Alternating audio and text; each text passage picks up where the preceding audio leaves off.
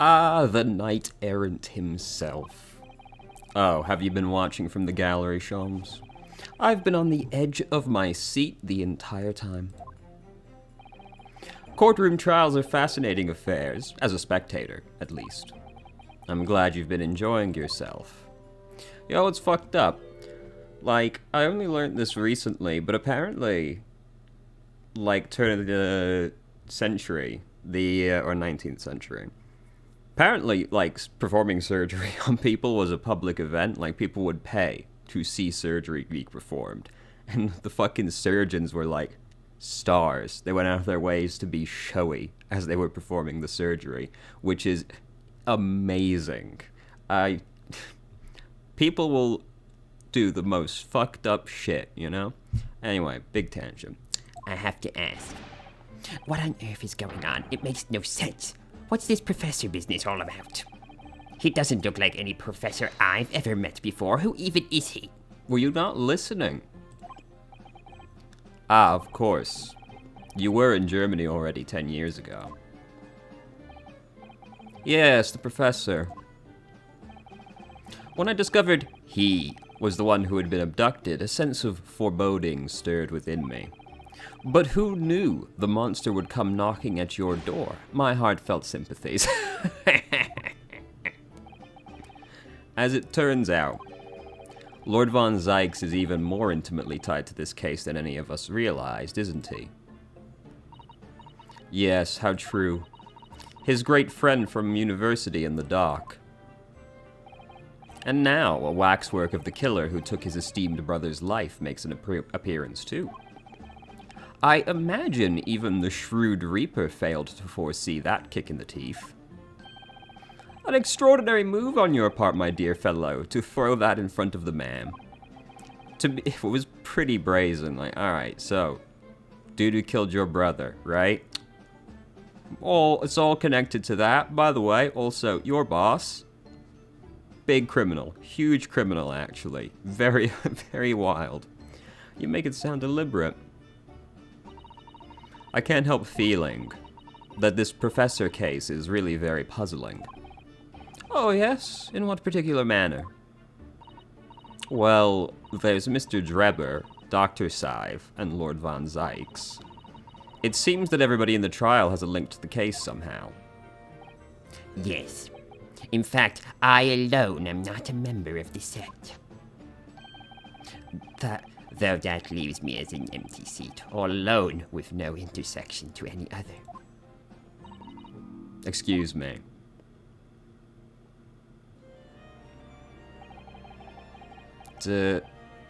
Dr. Scythe. Ah, Dr. Courtney Scythe. Nee Stevens. Nice to meet you. Nay Stevens, good day to you. Hello, Shams. That was very shrewd of you. What in particular, pray? You requested that 10-year-old autopsy report from Gregson, didn't you? Why would you assume such a thing? Because Gregson told me.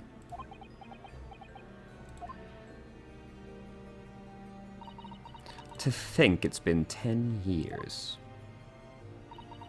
10 years in the laboratory wielding my scalpel. I smell of nothing but corpses and disinfectant. A policeman on the jury had a lot to say about you as it happens, Scythe. By the way, I've accused you of being complicit in what happened. I'm hoping you'll take the stand and tell the truth about what really happened. That certainly won't be possible. Lord von Zykes won't be summoning me as a witness. Lord Strongheart has forbidden it. Lord Strongheart? The Pandora's box you were warned about is the Professor case. But please don't make the mistake of thinking you'll get any information about it out of me. But attempting to hide from the truth, that's cowardice. Ma'am. Everybody's going for Scythe today. I've always fought crime in the way I see fit. What an ominous statement. I have no regrets. None at all. And that's all I came here to say. So, good day to you. She seemed happy. She mentioned it too, the Pandora's box. Whatever does it all mean? There's really no cause for concern, I assure you, when the trial resumes. The meaning will become all too apparent, whether you like it to or not. Now then, I believe it's almost time. I must make my way back to the public gallery. The edge of my seat awaits. I think maybe you're enjoying yourself too much. Ah, yes, one word of warning before I go.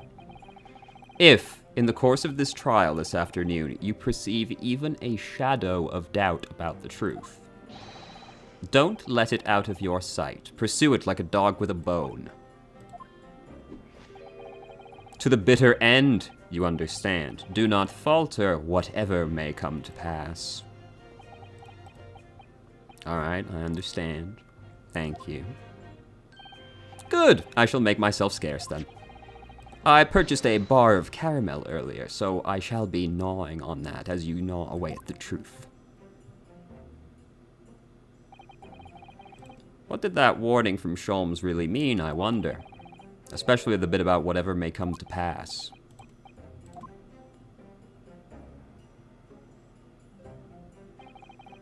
It's time for the final chapter. I think roughly the 8th final chapter. I'm determined to find the truth, no matter what.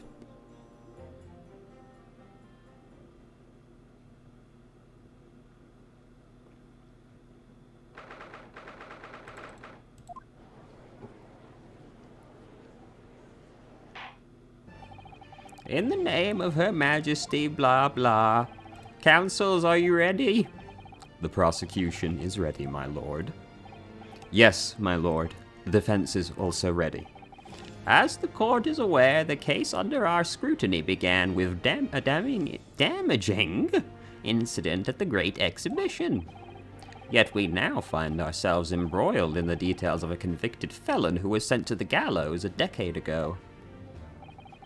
This trial has certainly defied all expectation, as seems to be the fate of all trials in which this Nipponese is involved, my lord. So then, let us begin our exploration of the defense's assertion. Lord Van Zykes, my lord, are we still awaiting the arrival of Tuspel? Not at all. She is in the antechamber as we speak, and ready to be summoned. Very well. Bring in the witness. At once, my lord. Bailiff, show Madame Tuspel to the stand. Things are about to become a lot more intense. If Dreber is responsible, as I'm sure he is, it means he must have had an accomplice in Dr. Scythe. And what connects the pair of them is the waxwork. Yes, the model of the professor. That's the key to the link between these otherwise unrelated individuals. It's a tenuous link, admittedly, but at present it's all we have to go on.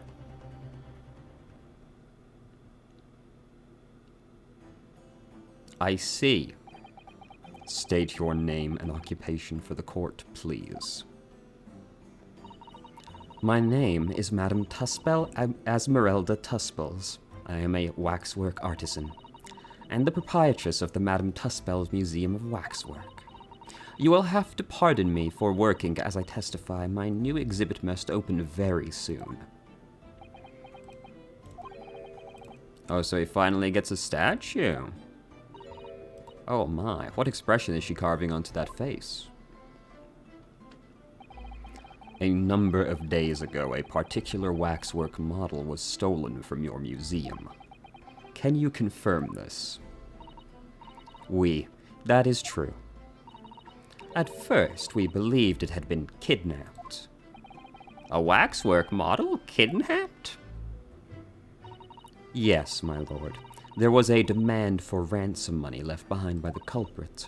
However, according to what I've just been told outside the courtroom, that was not the true reason.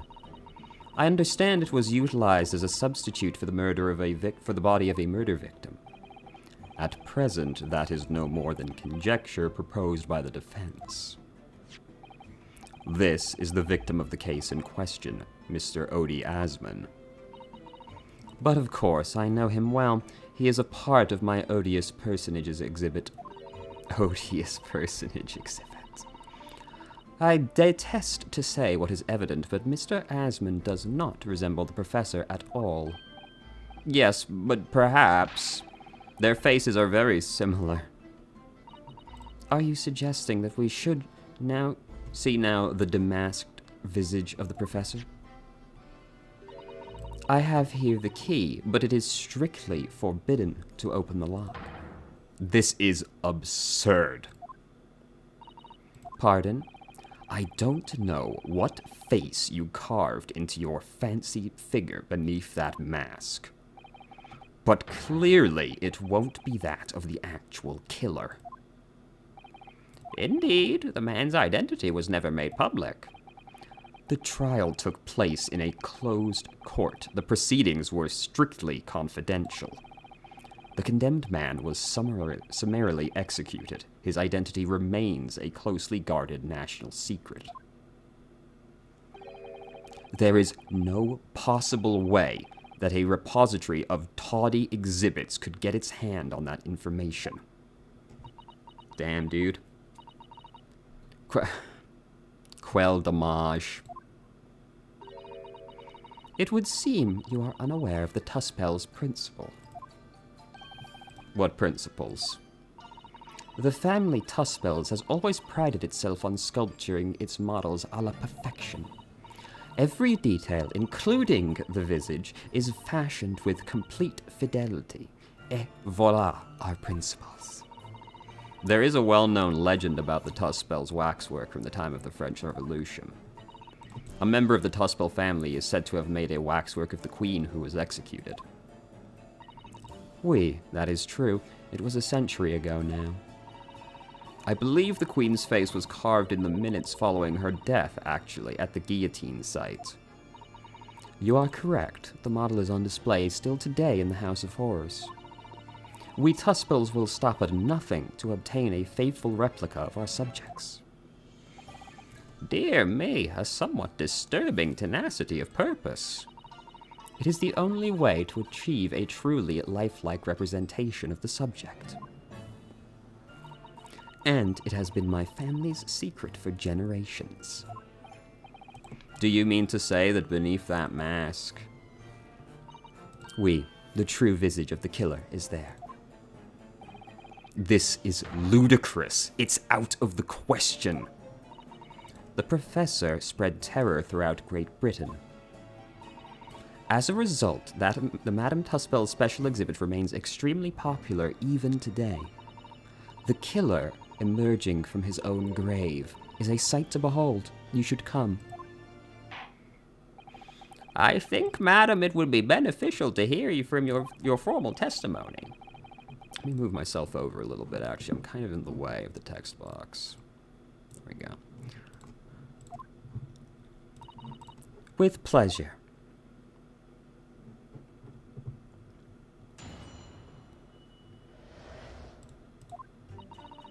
The special exhibit in the House of Horrors is based on a rumor that shocked society in London. An impression of the visage was taken directly from the corpse in compliance with the Tuspel family principles. I enlisted the aid of a gravedigger and created a mold for the head in the cemetery just before the interment. I hid myself until he gave a signal. I was there for a very long time that night. As dawn approached, I was very worried that I could be discovered. The gravedigger? The man sanctioned this? I feel like you've just admitted to a fairly severe crime.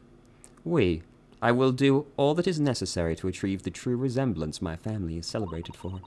Nobody else knew, only the gravedigger. What harm did it do, So you truly saw it?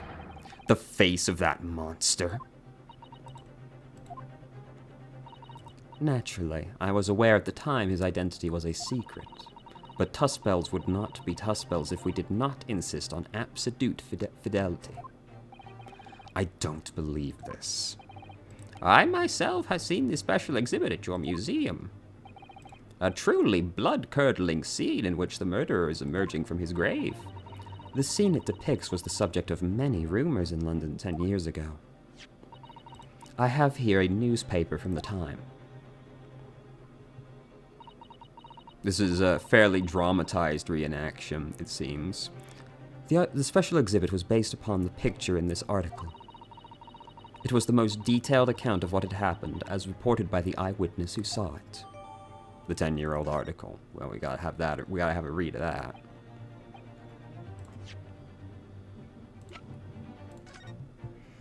Oh, can't actually look at anything in it, I see. Was the ball mask to blame for the great blaze? The great stink? Parliament to finally address foul issue? Krakatoan eruption? Mad sheep rampage? Charles Darwin to receive Copley Medal. Alright. Man rises from the grave. It's too absurd for words. The public enjoy absurdity, monsieur. That is why I have produced the scene as carefully as possible in my museum. And it's a waxwork from the great exhibit that was stolen some days ago before the exhibit, wasn't it? That is correct. The professor you see before you here. Most puzzling. Counsel, cross-examine. This waxwork links Dreber to Scythe, and has to be some reason for that, which hasn't yet come to light. But I'll find it. I'll get to the bottom of what really happened. I'll prove Scythe and Dreber were in on the crime. Well, it seems fairly obvious we gotta basically press for something in this one. Hold it! And that rumor would be? A 10-year-old tale now, but one that no Londoner would ever forget. Oh, right. I know what you're talking about, I think. Of course, it couldn't be anything else. Yes, that story will never disappear. The tale of the condemned killer raising from the dead, rising. That is certainly the central attraction of my House of Horrors. The rumor was whispered all over the city, and it was like this. It was in the Low Gate Cemetery behind the prison, in the dead of night after the execution of the killer. The interred professor would slid back the stone slab covering his tomb and emerged from his grave. A young man who witnessed the event felt a scream welling up inside him, and an instant later he heard an ear-splitting gunshot from over his shoulder. The bullet struck the emerging corpse, and he fell motionless once more. The scream finally found its way from the mouth of the young man, who turned and ran for his life. Why was he, the thing I really want to know is just why was he there? You know? Then the corpse climbed out of its own grave. We have talked about this so many times, you fucking idiot. And then somebody shot him. Who was it? Nobody knows, even today. But remember, it was just a rumor. Perhaps nothing more than a ghost story. The good people of London, they love stories like this. That is why it was in every newspaper across the capital. But was it just a story? Or how will we know? I mean, this is exactly the scene that can be seen today at the museum, isn't it? The special exhibit was modeled on that very illustration. For a while afterwards, the contents of that article were reproduced in every newspaper. Madam, might I say something? Please go ahead, mademoiselle. When something is described as a rumor, it doesn't necessarily mean it's entirely made up. I believe that often rumors contain elements of the truth. This is true. I see that people from the East can be just as astute as the people of Europe. Can we be sure, for instance, that the professor's execution was successful? It is not possible for the dead to come back to life. Sorry? 10 years ago, I was there in Lowgate Cemetery. After the criminal known as the Professor was killed by the hanging, I took a wax impression of his visage from the corpse just before it was interred.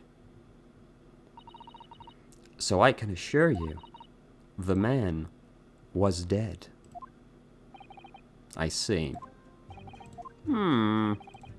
It would certainly appear the condemned man suffered the intended fate. Strange how we saw Van Zykes at the end of that. I wonder if he may know something. Is that true of every waxwork in your museum? It is, assuming the subject is dead, of course. Live subjects have to cooperate in a similar way. I have letters from imprisoned criminals all the time, you know. What sort of letter?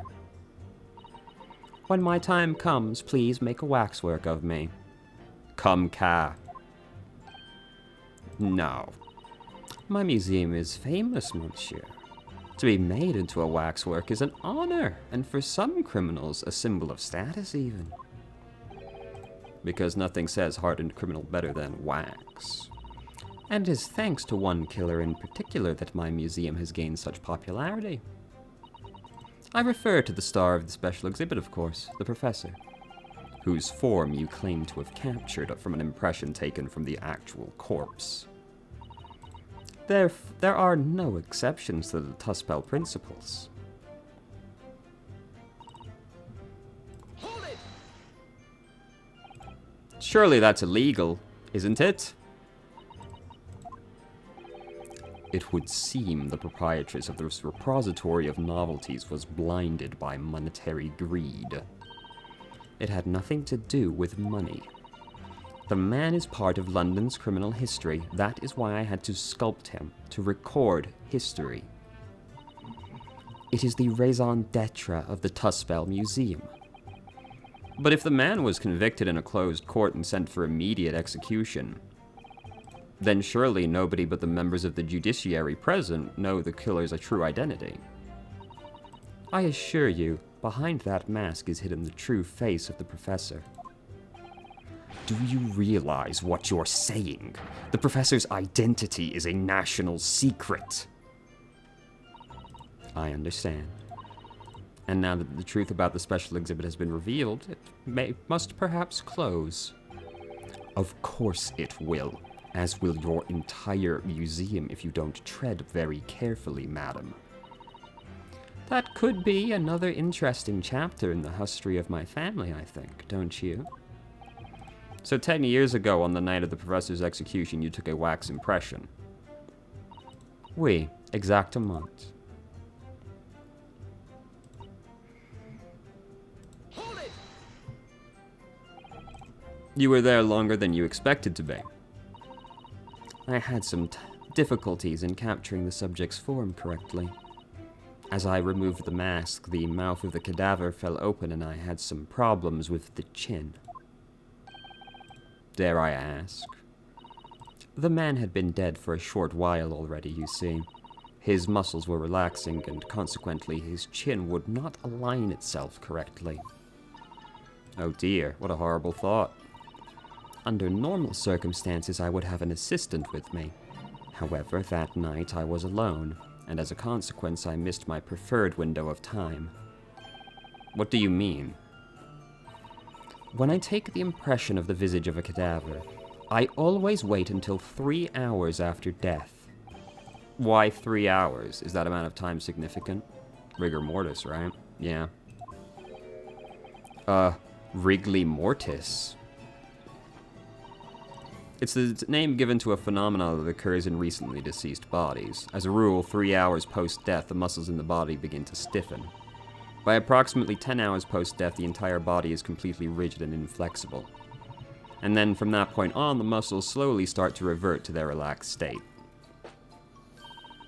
The effect is often used to estimate the time of death when a body is discovered. Well, that was an education, if a slightly scary one. As the Mademoiselle says, rigor mortis commences 3 hours after death, and it starts in the jaw. I see. So that's why you wait.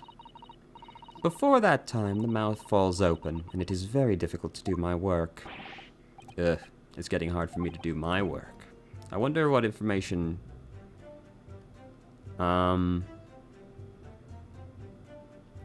Yeah, it seems it. That information about Rigor Mortis you shared with us, could you please include it in your formal testimony? I believe it could be significant. Of course, I don't mind at all. I can't help feeling that after this latest topic, the atmosphere in the room has become extremely... grave! This is no time for jokes. Madam, kindly amend your testimony.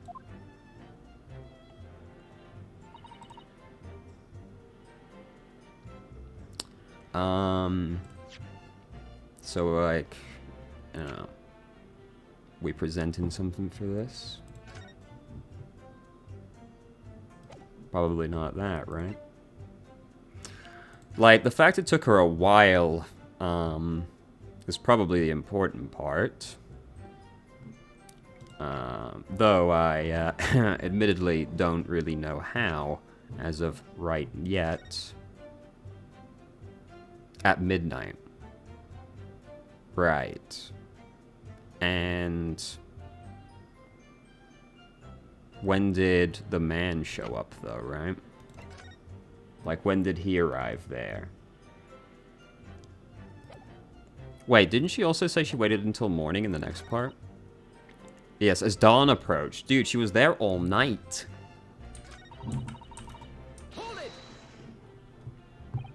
Rigor Mortis being the phenomenon you described where the corpse stiffens.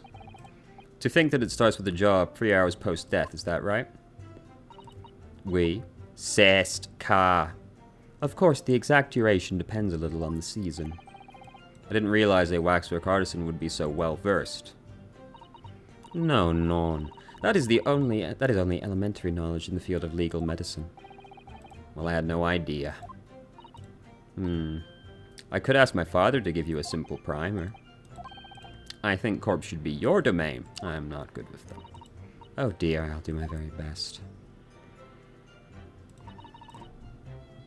Hold it! You say the dawn was approaching. What was the time of day then, approximately? Well, I could not say, but when I left the cemetery with my utensils and wax, the morning light was becoming visible. The execution took place on June 17th, which had the earliest sunrise of that year.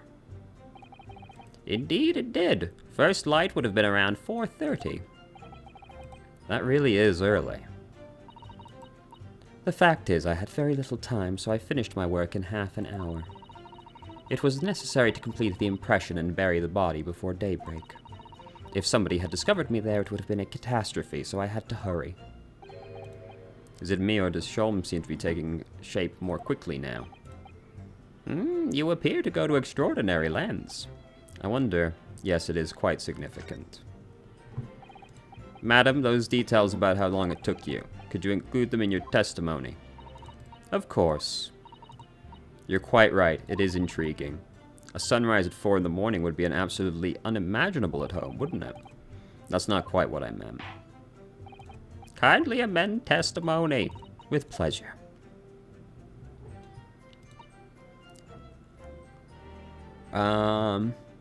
Before sunrise, then I left as soon as the corpse was interred. So, but, you know, like, this is obviously the problem that the dude was sawed in the middle of the night, but how exactly do we present that? Probably just from this, right? Yeah, on the night of his execution. Do I present this bit? Do I present this bit? I'm so paranoid that I'm going to present it in a way the game doesn't like. I'm going to do the paper. Objection. Ah! Like, the problem is, Dreber found him in the middle of the night, but apparently, he couldn't have done that because she was working on it. Or he wasn't in the grave at the time. Fuck, I just pushed forward by accident. So either somebody other than the professor came out of the professor's grave, or he's just lying straight up. I mean, you know. I left as soon as the corpse was interred. Okay.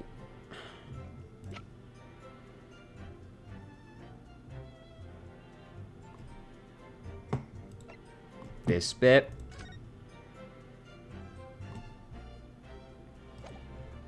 Like, it's a timeline issue, but how do I do it? Maybe I just press here? Did you have reason to believe you might be discovered? I had put the gravedigger money to keep my little secret, of course. But with the morning light, I knew that the warden from the prison would commence his patrol of the area. Couldn't you just have paid off the warden? I had already paid the gravedigger. You can't buy the silence of everyone, or the secret is no longer a secret. The sunrise was at 4:40 a.m. that day, which means that it would have been around 4 when you began your sculpting work.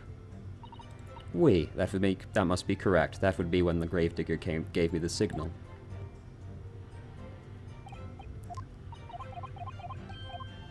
Alright, how exactly do I do this? Maybe the autopsy report? Because apparently she was working on it at 4, but he died at midnight, so he should have been in Rigor Mortis by then. Objection. Okay. Madam Tuspels, I have here an autopsy report that was filed 10 years ago now. It confirms the death of the professor, following his execution at the gallows. And is that a problem? I believe it is, because your testimony and a particular detail in this report completely contradict each other. Why? Are you going to explain yourself, my Nipponese friend? According to her testimony, Madame Tuspels was creating her wax impression just before dawn, and at that time Rigor Mortis had not yet set in. Am I correct? You are, yes. As I said, the stiffening of the jaw is the first sign of rigor mortis, 2 to 3 hours after death, but the man's chin was limp, so he cannot have been dead for long. But on the other hand, if you look at Scythe's report, it quite clearly states the following. Death by hanging confirmed at midnight, June 17th. No! If the professor indeed died at midnight, then by the time you were sculpting his face, rigor mortis would have already set in. Yes, you are right. The chin, it would have been completely stiff. In other words, this report is wrong. Objection! No coroner makes mistakes when recording the time of death. The very idea is absurd. In that case, there's only one possible conclusion. The execution didn't actually take place at the stated time. Impossible. Order. Counsel, this is beyond folly. Not only do you indicate the author of the report, it's pretty obviously contradictory though, isn't it? But you also implicate the members of the staff at Barclay Prison where the execution took place? Boy, heck, extraordinary. Not in my day. My learned friend appears to have overlooked one very crucial fact. What fact? The professor died that night, without question. He did, of course he did. Yes, but he just didn't die at midnight. Yes, the professor died that night, but what if he didn't die at the gallows? Didn't die at the... Are you insane? What exactly are you suggesting did happen in that case? It's almost impossible to believe, but it would explain the link between Scythe, the professor, and the one other person of interest. I have evidence that will explain what exactly I'm suggesting happened. Counsel, present the evidence that allegedly explains what really happened. Sorry, I feel like we jumped a little bit here. This?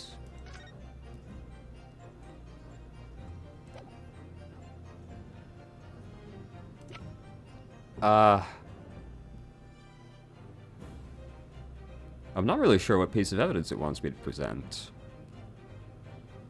Because, so, he didn't die at the gallows. He got out later. Or he got killed later. What do I have that proves that exactly?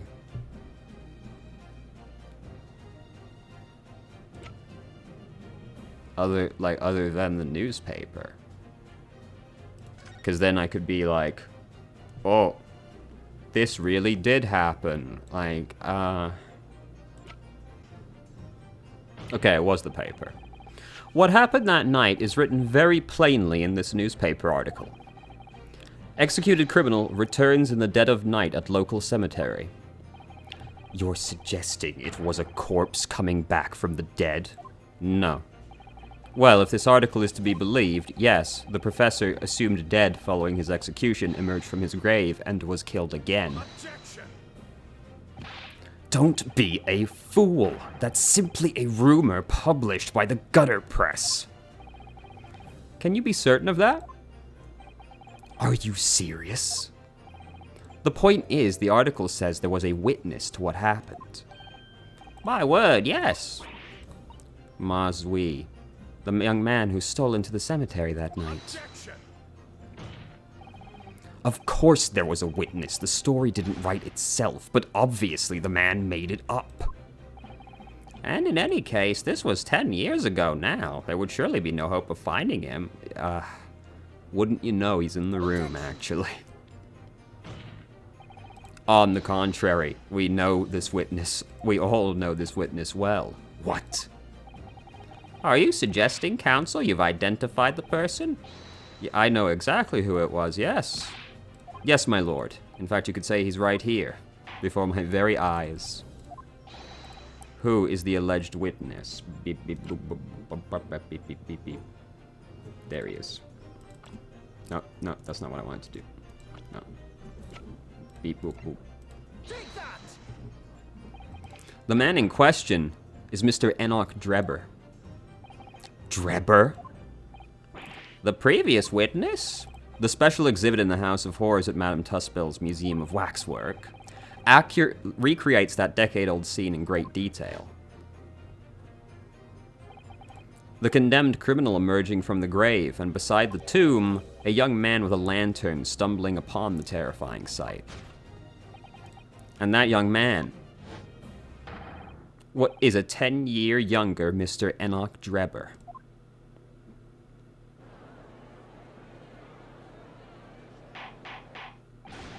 Order, order. Surely not, counsel. Dreber was there, in Lowgate Cemetery. What is all this talk about, Mr. Dreber? Is the name significant? Of course, Tussbill doesn't know. Yes, it's extremely significant. To your situation as well, in fact. What situation? The theft of the Professor Waxwork from your museum some days ago was perpetrated by the very same man. None. But that would mean... Madame Tussbill's. It would appear you know the name Enoch Dreber.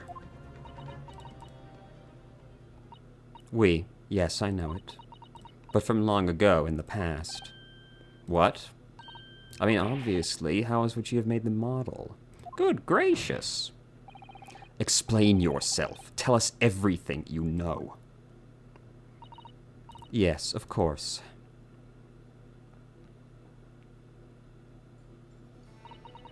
The story of the young man and the terrible sight he witnessed in the cemetery 10 years ago was published in every single newspaper in London and throughout Great Britain. However, in all of the articles, the witness was simply described as a certain young man. No details were published about his identity. His name was never revealed. That is, apart from in one newspaper.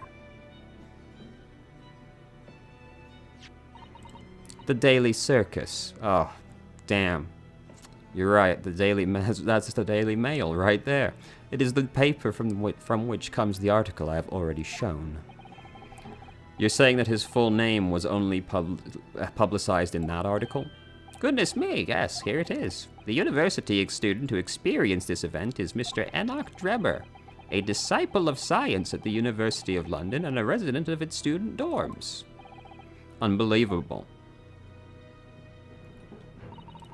When I read the article, I went to meet with the man. His discovery of the condemned criminal coming back to life in the cemetery would make a perfect exhibit for my house of horrors, whether it was the truth or not. I see. So you went to meet Dreber in order to sculpt a waxwork. Exactement. He was studying science at the University of London in those days. He was just a poor student. I paid him £5, damn, as a model for the waxwork. And since that time, it has been in my museum to recreate the scene of terror.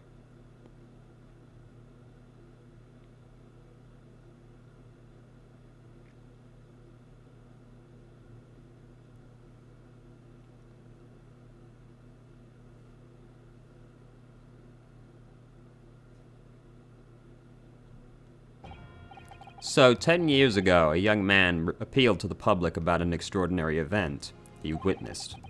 A criminal who had been put to death re-emerging from his grave in the middle of the night. But the public treated his claim as nothing more than an amusing anecdote that was soon forgotten. 10 years later, the same man steals a waxwork model of the executed criminal, ostensibly to use as a body double for the victim in the case we're discussing today.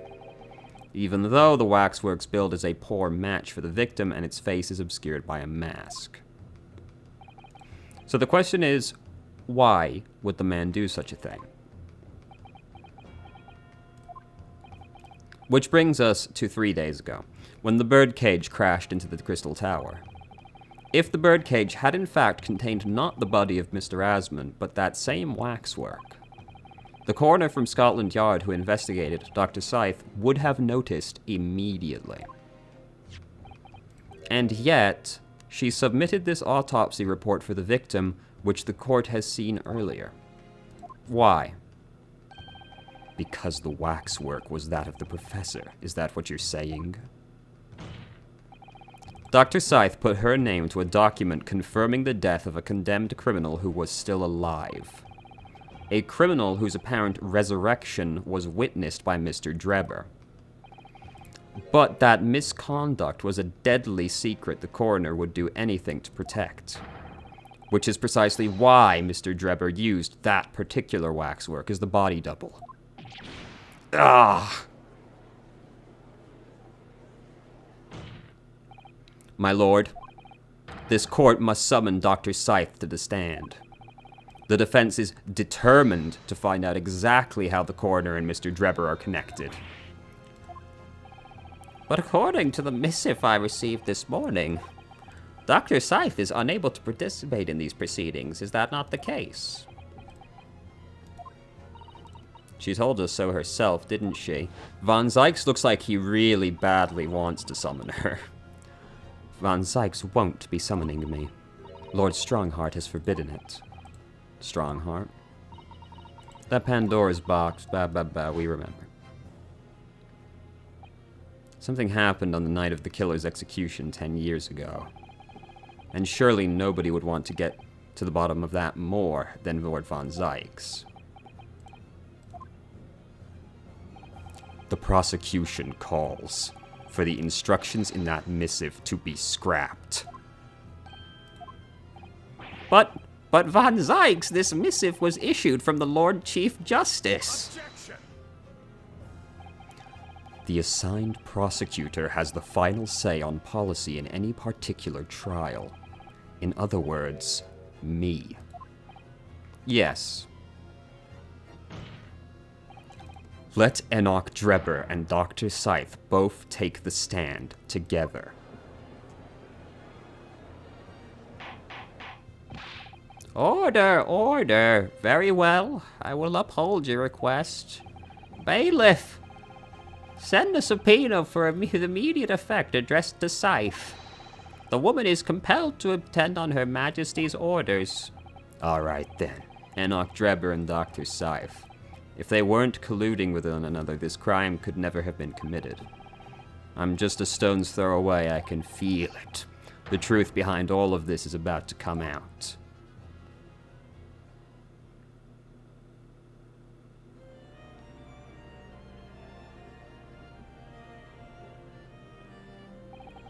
Thank you for your attendance at such short notice, Dr. Scythe. I'm disappointed in you, Lord Von Zykes. You've completely betrayed the agreed policy of both Scotland Yard and the prosecutor's office. Betrayal is not in my nature, as long as the truth isn't compromised. If it is, if there's a hint of wrongdoing, then no matter whom it concerns or disgruntles, I will pursue the matter to the bitter end, as would any prosecutor worth his salt. Mr. Dreber, you took the victim's life by means of a machine that you constructed in your workshop.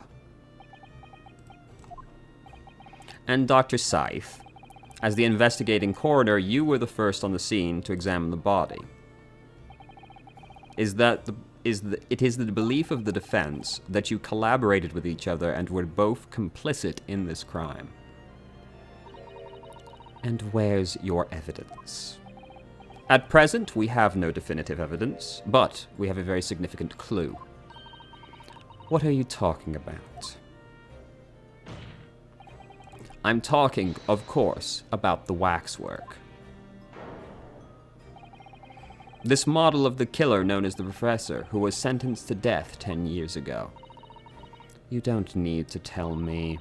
I witnessed the man's execution with my own eyes and officially pronounced him dead.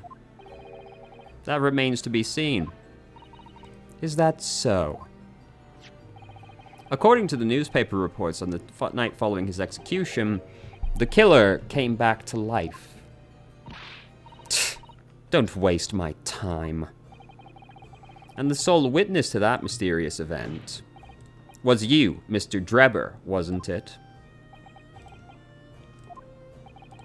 If what you saw in the graveyard that night 10 years ago wasn't some chilling fiction, but reality, it would make you privy to a very great secret of Scythe's.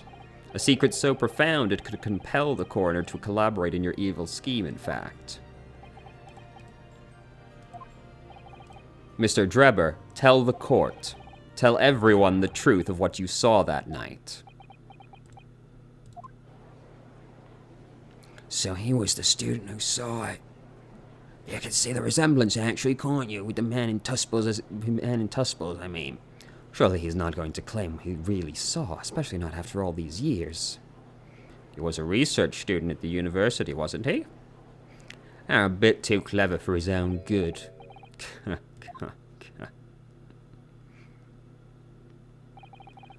What an interesting twist.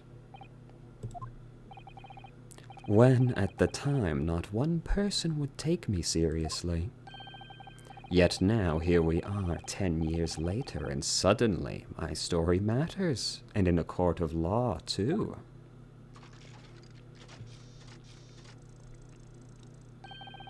Very well, then, if everyone so wishes. Let's be frank. I'll tell you the truth of what happened that night, for what it's worth.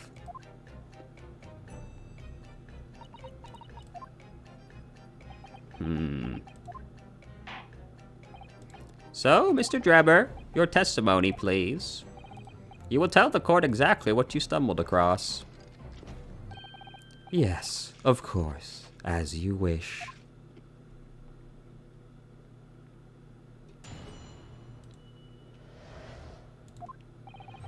The reason I was in Lowgate Cemetery at all 10 years ago was for a spot of moonlighting, shall we say. Yes, the illustration in that newspaper article was based on what I witnessed that night. But thinking back now, I realize I never actually saw the professor. Soon afterwards, I was visited by a young woman who sculpted a model of me from wax. Then I gave up on my dream of becoming a scientist, and it was all because of that newspaper article. Wait a minute. You're claiming you didn't see the professor. Of course. You'd have to have a screw loose if you believed a corpse could come back from the dead. But, so you're saying this article is not worth the paper it's printed on? I think that would describe it perfectly, yes. Ah. If the details in the article aren't true, it nullifies your argument for Dreber and Dr. Scythe working together. So he's discrediting himself to cripple my argument. Tell me, witness, you claim to have been in the cemetery on some auxiliary business. That's right. Grave robbing, to be precise. As you know, Lowgate Cemetery is at the rear of Barclay Prison. So among students at the university, it had a reputation for being haunted by the ghosts of condemned convicts. Grave robbing? Yes, exhuming fresh corpses to sell is reasonably lucrative. Of course, I never laid a finger on any valuables buried with the dead. So you were the one of the so-called resurrectionists, a particularly unpleasant scourge on society. Actually, my fellows and I went by another name, the Repurposers. That sounds much more marketable, doesn't it? That is quite beyond the pale. You would have invite divine retribution, sir. Yes, well, I think I suffered enough retribution. The Daily Circus eventually unearthed my name and put it into print. It caused me a great many headaches. In the end, I had to leave the university. That was the only paper with the bad grace to identify me unambiguously, I might add. That sounds like the Daily Mail. Out of interest, who drew the illustration for this article? Ah, yes, that was the reporter who exposed me. He sketched that right in front of me as I described the scene. Obviously, as time ticked on, I bitterly regretted what I'd done, claiming to have seen something I never truly saw. Foolish, very foolish. Well, it's examine time. Go at once.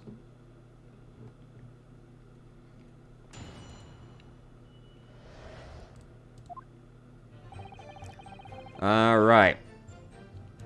Let's go. By moonlighting, you mean grave robbing. Surely you only need to look at the graveyard scene and my appearance to gauge the answer to that. The lantern and spade. But who on earth would want to buy a dead body? Any major hospital? A hospital? In order to better understand the human body, the study of anatomy is crucial to medical science. But there isn't a hospital in the world that has enough specimens to work with. Though, obviously, they can't openly express an interest in obtaining more by dubious means. As surprising as aspiring scientists, we young research students had no money to work with, as I'm sure you can imagine. So we made surreptitious arrangements with a hospital via some of our medical student acquaintances. We would never take anything of value from the graves. This was all for the furtherance of science, you see. That's what we all told ourselves every time we stole into the graveyard at night, spade in hand. You realize body snatching is a serious crime. If you were caught, you could expect the gravest of consequences. We students were caught between the hammer and the anvil. We needed research funds. Professor Harebrain said exactly the same. I'm quite speechless at the apparent levity with which you revealed this. Well, if you wanted to know why I was there at Lowgate, that's the reason. But I never expected it to end the way it did. I regret to this day.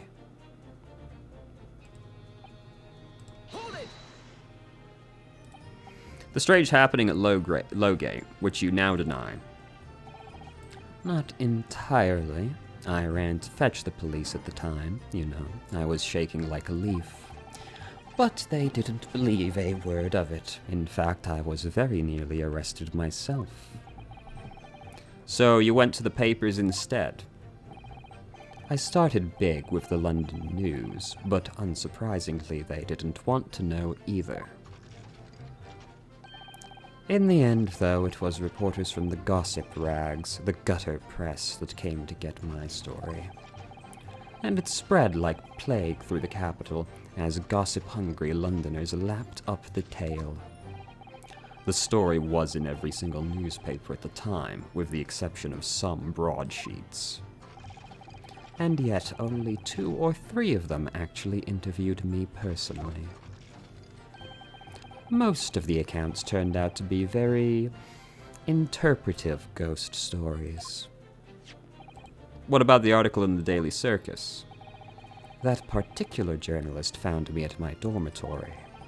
I don't know how, but he discovered my name. So I recounted to him exactly what had happened that night.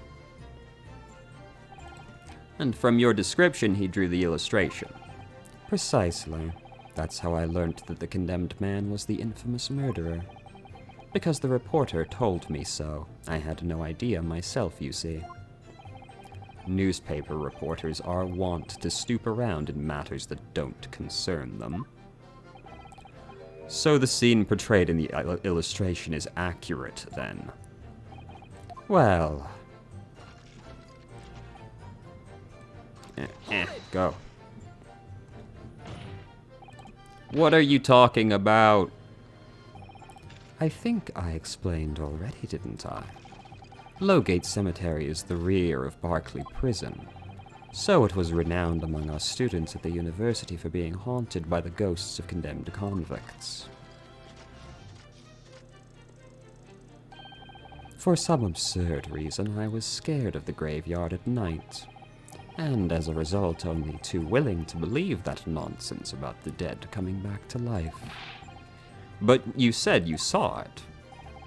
I said what I'd seen in my mind's eye. After all, resurrection is impossible, isn't it? You'd have to be unhinged to think otherwise. Unless, of course, you'd have some evidence that proves I encountered the professor that night. I don't know. Is there any evidence? If we have anything at all, this has got to be the camera, right? The point is, that night was a pivotal moment in my life. Soon afterwards, That young woman being Madame Tuspel, of course. Precisely. I must say I didn't expect to run into her again like this 10 years later. As I have explained, I went by the name published in the article, and Ka. I found the man. Yes, the Daily Circus, I think you said. I was a poor student with barely a penny to my name at the time. And the young lady put £5 in front of me. So you readily consented to having a waxwork of yourself made and gave permission for it to be put on display. I did. I should sell what little I had to sell, I concluded. Ah, oui, I remember now. I purchased something else. We can prove it's actually his camera.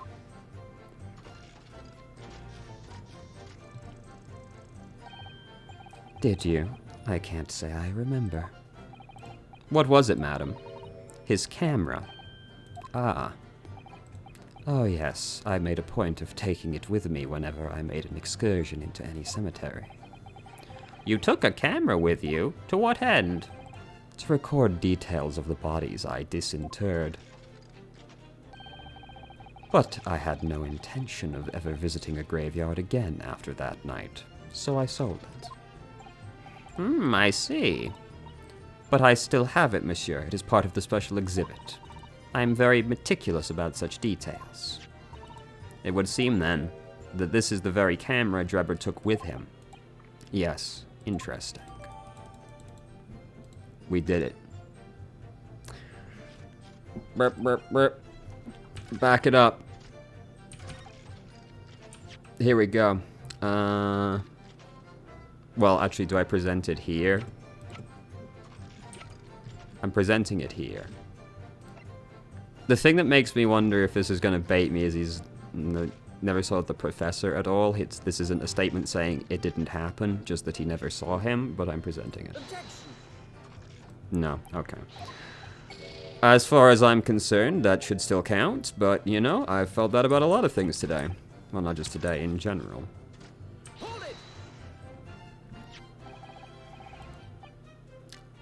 This article, you mean, published by the Daily Circus? Yes, somebody informed the dean that it was my name that appeared, and carelessly let slip that night after night. I was digging up graves, hardly a model student, you might say. The university's reputation was defiled, and I was expelled as a result. Mon Dieu, I had no idea. And having been run out of university, you found employment in a somewhat specialist trade. You combined your knowledge of science with knowledge of stage magic to create various experimental machines intended to demonstrate never-before technology. And you've used these deceptive machines to trick the government and private investors into giving you money. Professor Albert Haybrain was just your latest victim, wasn't he? Whatever are you talking about? I have no recollection of doing anything of the sort. Alright, maybe I press on that sentence where he was very heavy-handedly like, hey, you got any evidence? And maybe it'll let me present the evidence now. It was this one, right? This was the one where he's like, do you have evidence? Which, you know, I'll also be upset about. Uh-huh. Uh-huh. Uh-huh. Right here. Yes. Right here, actually, though. I don't know. Yes.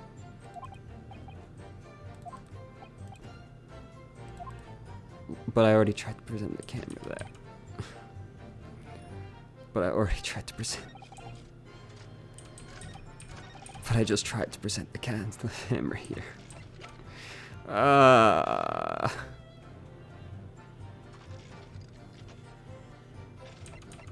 What the fuck do you want me to do if it's not just present the camera here?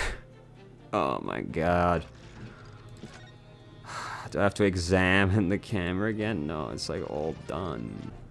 Why is it not the camera here? Dude, I never saw the professor. Oh, in the story where you saw the professor, though, it was said the professor got shot. And wouldn't you know it, there's blood on the camera that you owned and took with you that day. How strange. So how, precisely, do you want me to present this information? Like, the article first? Objection. It's the article first. Sorry, Dreber, but I don't believe that. Don't believe what? Your latest claim. You did see the professor on that night 10 years ago. Oh dear, we seem to be at odds, but I was there, and you are not. I know what I didn't see. The illustration with this article was drawn based on what you told the journalist you'd witnessed. A figure emerging from a tomb wearing an iron mask. Yes, when the killer was tried 10 years ago. It was decided in the closed court's ruling the man would wear a mask to hide his identity. It wasn't to be removed even during his execution and subsequent trial. Not even the prison wardens were to know the man's face, but obviously the provision of this mask was not public knowledge. So, Dreber, okay. I would never have approached it from this way because, to be honest with you, I don't think that picture looks like it's an iron mask. That just looks like a zombie head. I would have never thought to present the article first. Especially, oh look, here's your camera with fucking blood on it. A lowly student of the University of London certainly wouldn't have known about the condemned man's mask. So unless you'd actually seen the professor that night, it's inconceivable the artist would have included the mask. Ah. Order. Well, Mr. Dreber?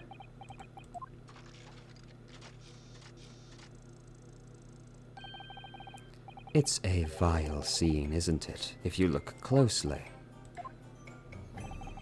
As I've already been at pains to point out, I was utterly petrified. Which is why I had it in my head I'd seen such a blood-curdling sight. But afterwards I came to my senses and realized that I'd been mistaken. You saying you didn't see it? If you're stubbornly sticking to that story, witness, then amend your testimony to explain exactly how you think your eyes deceived you.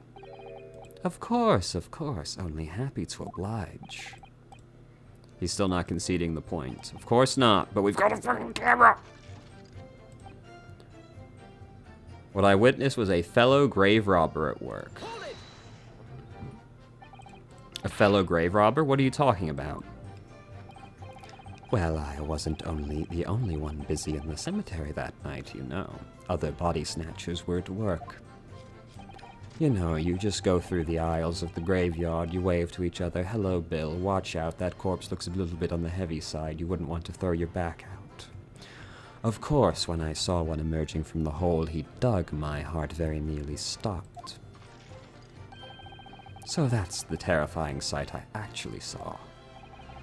You're claiming it was just another student on equally insalubrious business as yourself? Many of the medical students would wear metal masks to protect them from bacteria during dissections. Clearly the fellow was using such a mask to protect his anonymity, wouldn't you say? But there's more to the story, isn't there? The article goes on to say, a gunshot rang out suddenly.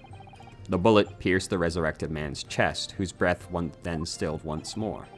We might assume the sexton discovered the miscreants at work, perhaps, and fired upon them.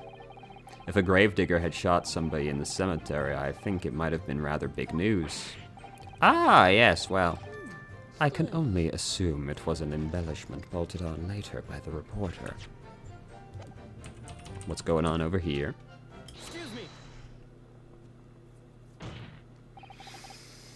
Madam Tusples. Fuck.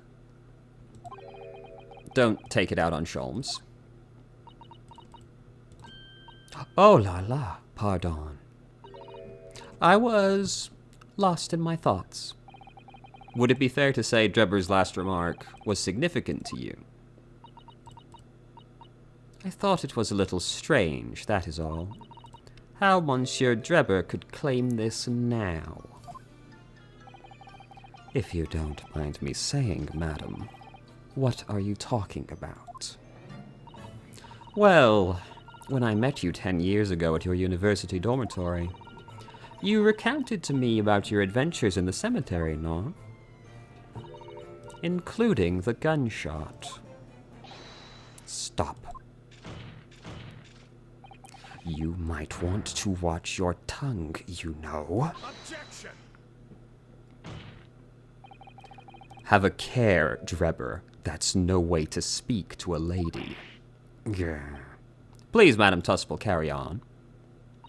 Of course. According to what Monsieur Dreber told me at the time, he did hear a gunshot behind him, and the bullet hit the condemned man. I said nothing of the sort. Non, you were very explicit about the details. About the mask that the figure was wearing. And the blood that spattered over you when he was shot. Enough. Shut up, woman. You are making all of this up. That will do. Dreber. Yes. You refute the account given by Tuspels? I have no recollection of ever saying those things. Come on. Control yourself, Counsel. I will not permit baseless accusations. Fucking camera. Supplement so I can slam this camera on your fucking face. No, yes, no blood except for this fucking blood I've been trying to point out for 10 minutes. Objection. Mr. Dreber, do you remember this camera? But that is the camera from that fateful night. Yes, we borrowed it from the House of Horrors. It's the camera you took with you to the cemetery that night. And is that supposed to be significant? This kind of camera is rarely seen in our homeland, so my colleague and I were keen to examine it closely. We noticed the lens extends forward on the end of some bellows. Like this. What's that? There, just on the bellows. It looks like a dark red stain. Ah. That's right. It's a rather conspicuous mark here on the bellows, in fact. Good lord, are you suggesting? Yes, my lord. It would appear to be a spatter of blood. Something that could be confirmed with a simple chemical test. Isn't that right, Dr. Seif? It would be difficult to determine if it was human blood or not the blood of some animal. But yes, to test whether or not it's blood at all is simple enough. I propose Madame Tusfel's testimony was correct, and that on that night in question, you were spattered with blood from the gunshot wound. Well,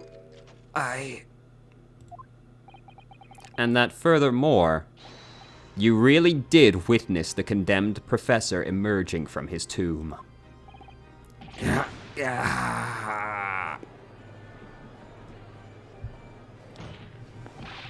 There's simply no way you could have forgotten such a traumatic experience. In other words, the only explanation is that you're trying to hide the fact you saw the professor. Objection. But why? Why would he want to do that? Well, not for his own gain, it would seem.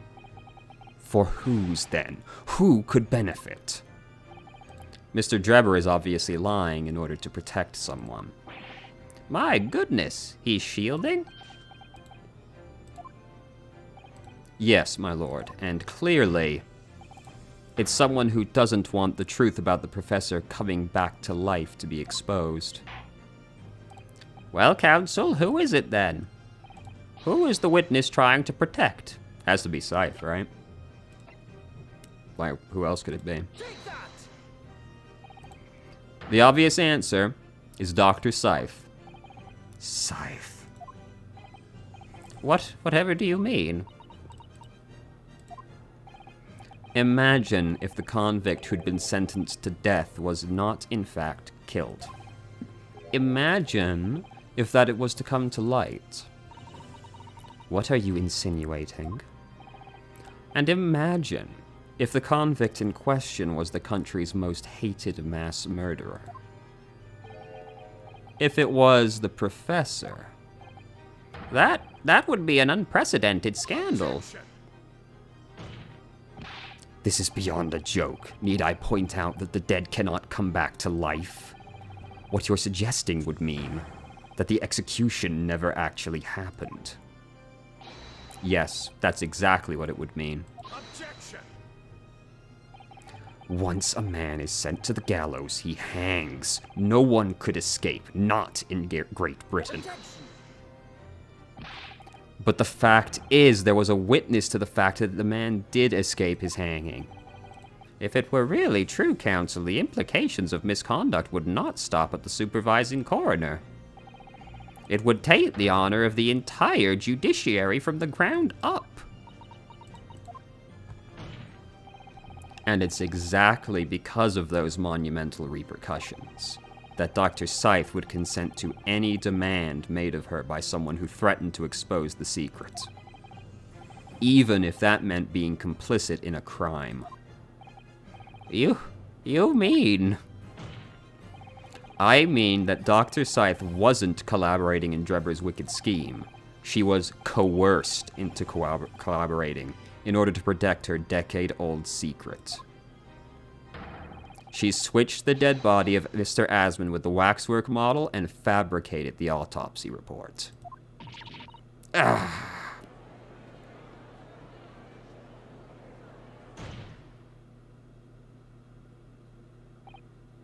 Lord Von Zykes, pray forgive my freshly hallowed chalice and a whole raft of other discourtesies now. Goodness me! It's just the sort of tall tale Londoners would enjoy, I grant you. An executed killer rising from the dead, a Scotland Yard cover-up, a conspiracy at the highest levels. So let me ask you one thing. What's that? If the condemned man really did emerge from his tomb that night only to be shot in the chest, who pulled the trigger and disposed of him forever? Well, I have no idea. We have too little information to work that out at present. I couldn't agree more. The Old Bailey is no place for wild fantasies. And have you considered this, my learned Nipponese friend? Considered what? Do you realize just what a dangerous endeavor it would be to coerce this woman into such criminal activity? It's tantamount to declaring war on the entire British police force and judiciary.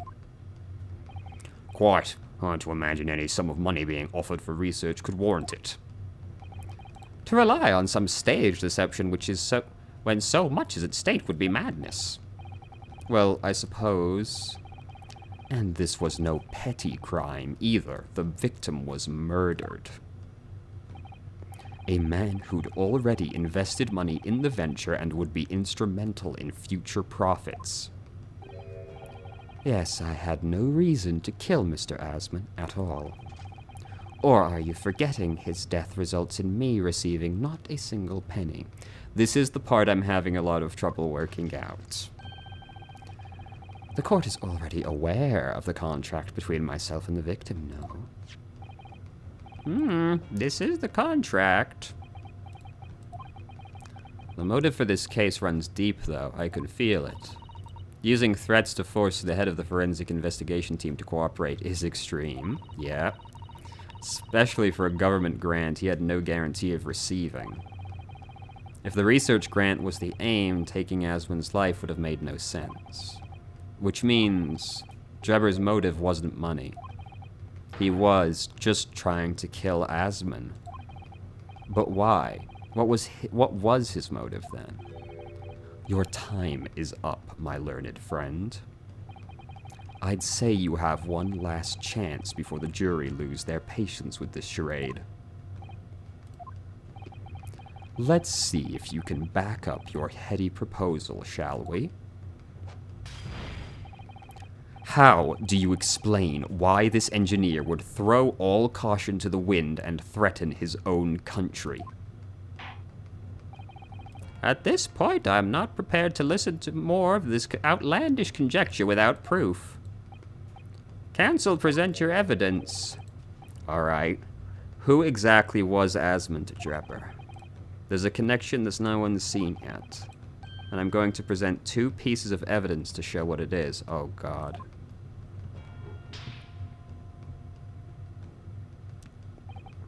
Yes, my lord. The evidence that establishes a motive and explains why is right here. This is going to be a bit of a problem.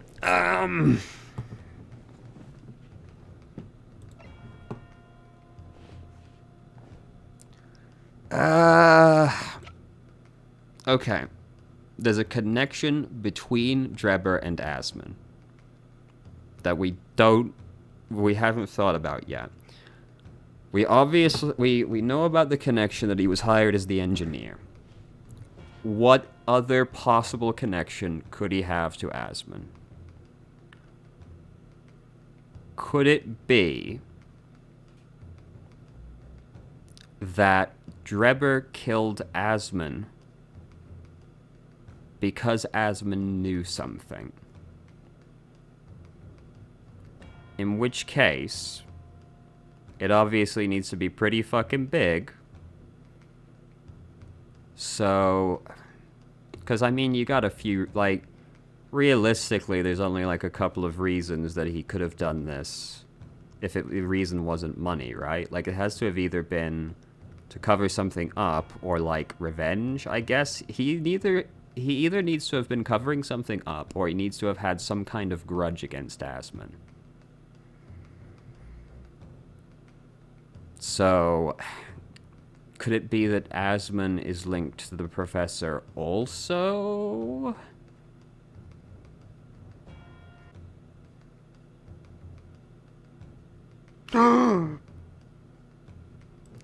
It's got Asman's signature on it. Fuck. Oh, Asman was the reporter. Oh, shit. Take that! It's this newspaper article, my lord.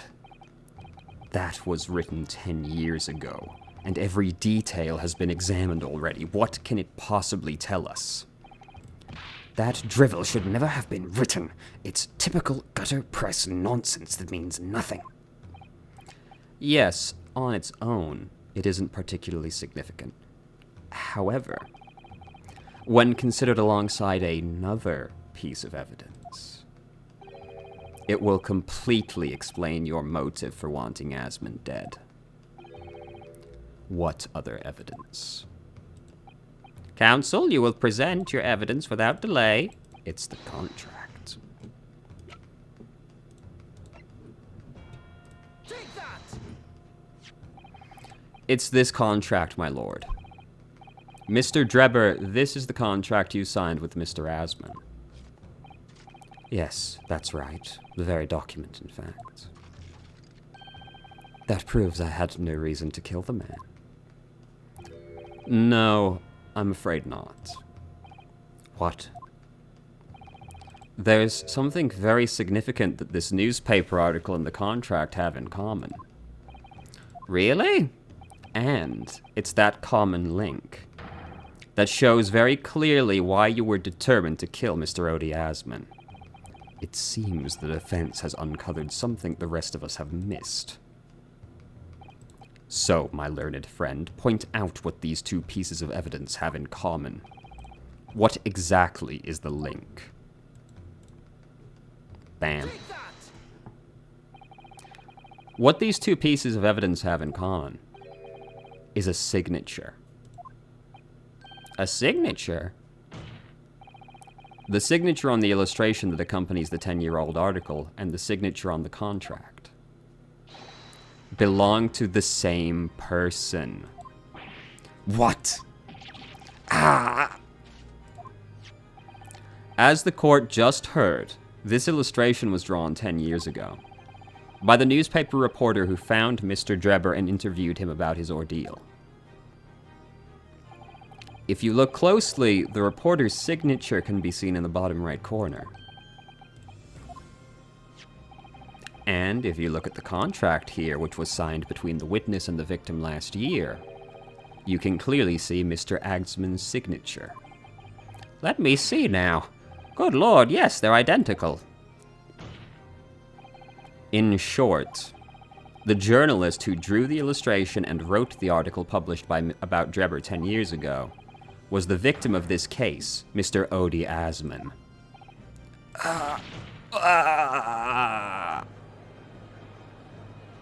Objection! But explain to the court why. Why would that constitute a motive for the witness to murder Asman? Well, if you think back, you'll remember that Dreber talked about that article in his testimony. Grave robbing? Yes, set reasonably lucrative. Quite beyond the pale, divine retribution. Yes, well, suffered enough. Daily circus, earth name, put print, great headaches, end leave university. Only person unambiguous. Gave up on dream, newspaper, big revenge, let's go.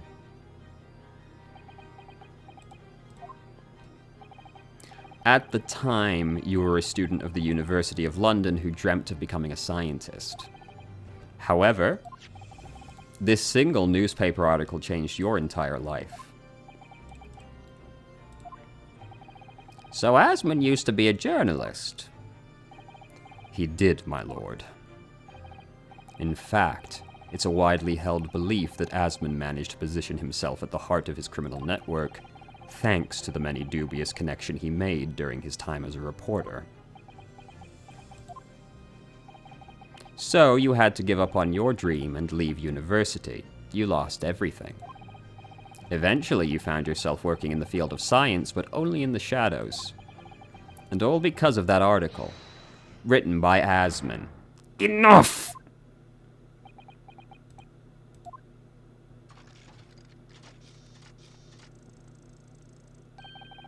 Stop this endless drivel about my life. What? Explain yourself.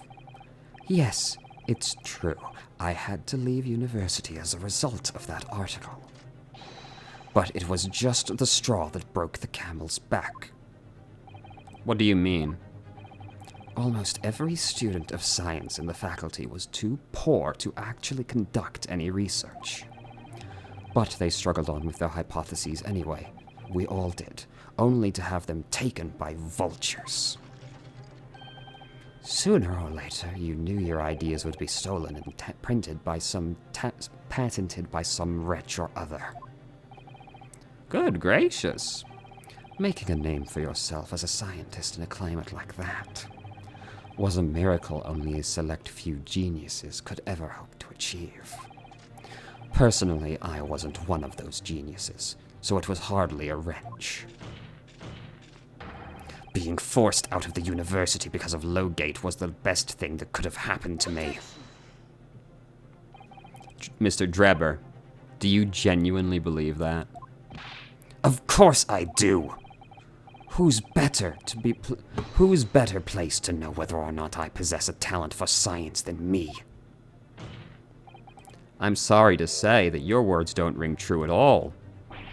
How dare you? And I have evidence to prove it. How are you in a position to say anything about me? I don't know you from Adam. Fine, if you think you have evidence, go ahead, show it. What could you possibly have to disprove the idea I was happy to leave university? Take that! Do you remember this? We found it at your workshop. Is that a Royal Society trophy for excellence in science? What exactly is this trophy? It's the greatest honor that can be bestowed on a young scientist. There is no higher accolade. It recognizes emerging talent and promises a bright future. Good gracious! Your prospects for the future were excellent, weren't they, Dreber? Because even then you were a genius in your field. But you lost everything. You had no more future. Your talents would go to waste. All as a result of this one newspaper article. I don't know when you realized who Mr. Asmund was, but when it dawned on you that he was the same journalist who 10 years ago ruined your life, it's abundantly clear that you had no intention of forgiving the man.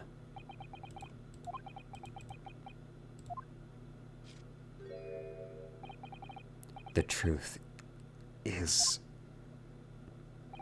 Finally.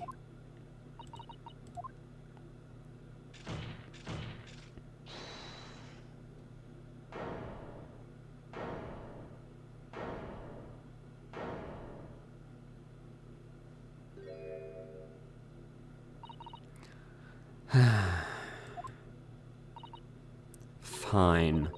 Clearly, this has run its course now. What? I admit it. All of it. What? What are you doing? It's exactly as the Japanese man said. I was coerced into going along with this man's plot to murder the victim, on the condition he kept my dirty secret from 10 years ago.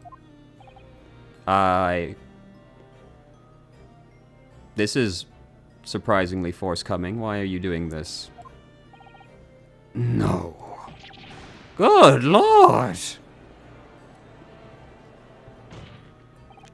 Scythe, do you realize what you're saying, woman? It's all true. That day, when I arrived at the Crystal Tower and saw the birdcage, my heart nearly stopped beating.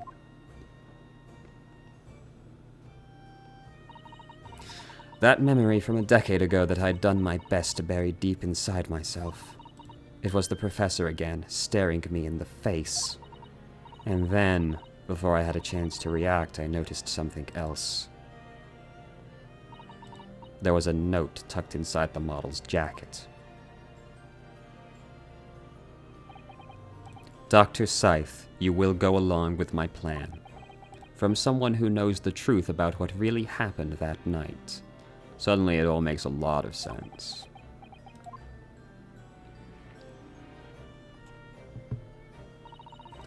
All the instructions were there in the note. Every detail was meticulously written out. I had no choice but to do what it said. I made the necessary alterations to the scene and fabricated the autopsy report as instructed. There was really no other choice. It had to be done to protect the judiciary.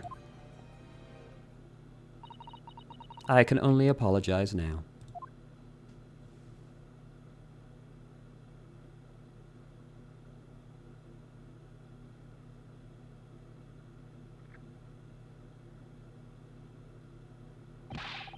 Why on earth would you buckle now? Well, there's no point trying to hide it anymore, is there? I would have done anything to stop it coming out, even collaborate in murder.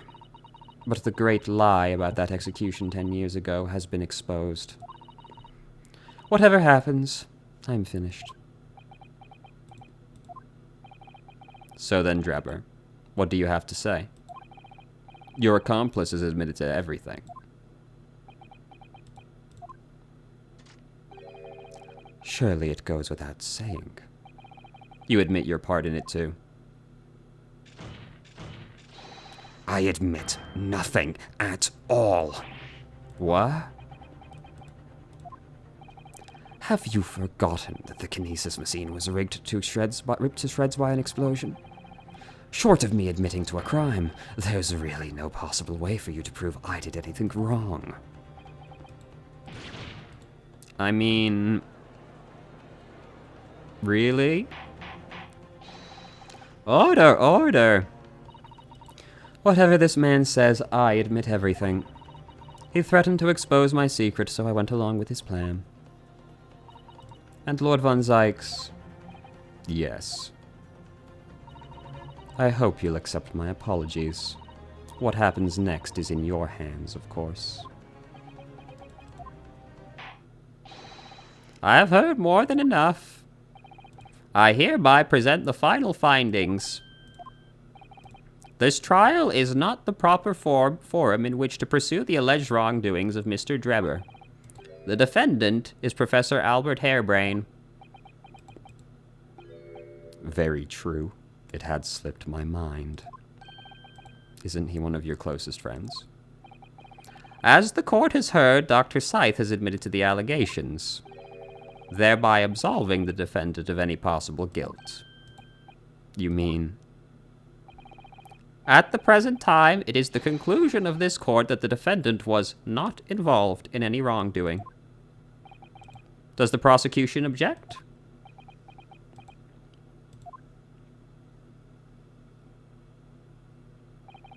None, my lord. Oh, congratulations. Damn, what a sudden and what's a little anticlimactic, to be honest. Without further ado, then, unless the prosecution or defense has any other matters to discuss. I don't know. This doesn't feel quite right. Why did Scythe suddenly admit? Is everything all right, Mr. Naruhodo? Like you said before, the way the trial is set to end now, the judge will deliver a verdict of not guilty. But is that really what we want? What the defense should be pushing for now is further testimony. Yes, I find it strange. I also found it strange that she suddenly decided to admit to this. Objection. The defense objects to the trial ending at this time. I beg your pardon?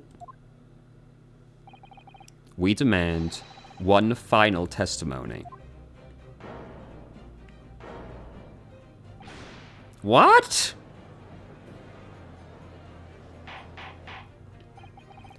You do realize I'm about to adjudicate in favor of your client? What are you playing at now, my Nipponese friend? Why would you want to obstruct the conclusion of the trial at this point? No defense lawyer in his right mind would do that. Mr. Naruhodo, what exactly are you thinking?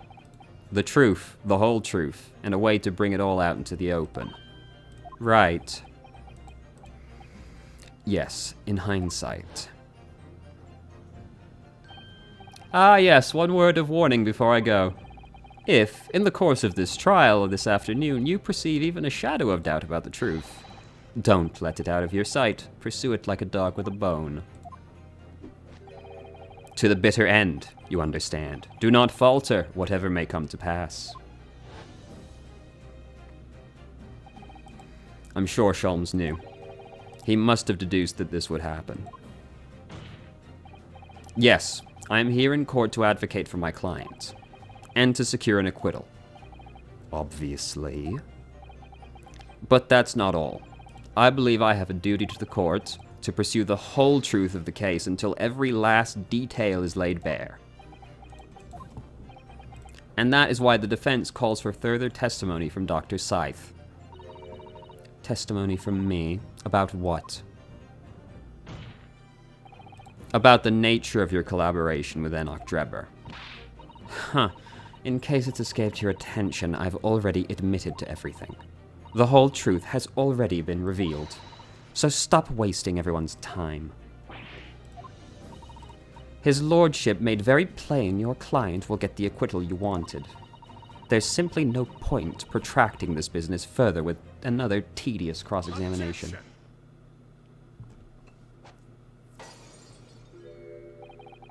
Pray forgive my careless handling of that hallowed bottle.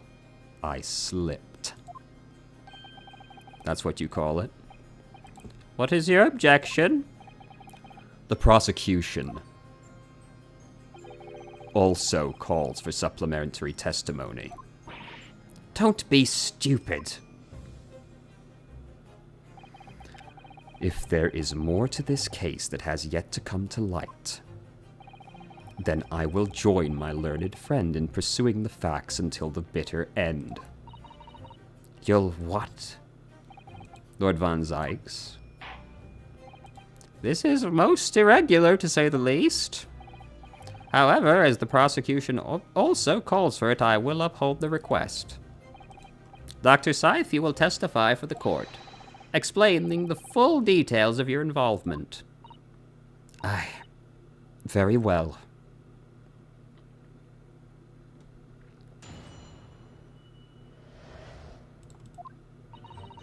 It all began at the scene when I saw the waxwork and the note tucked inside its jacket. The actual body of the victim, as indicated in the note's instructions, was beneath the experimentation stage.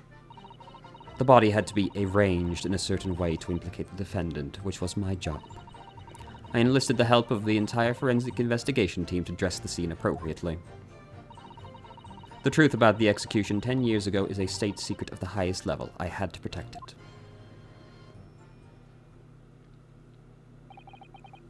So I was right. The stage and the machine were specially designed. So it seems, and all meticulously prepared. You did well to see through it. You're a very shrewd boy. So kind. And what about the autopsy report? All I did was record the location of the body as being in the Crystal Tower instead of under the stage. That's all? That's a terrible corruption. Only my team were aware of the deceit, and then only under my explicit instructions.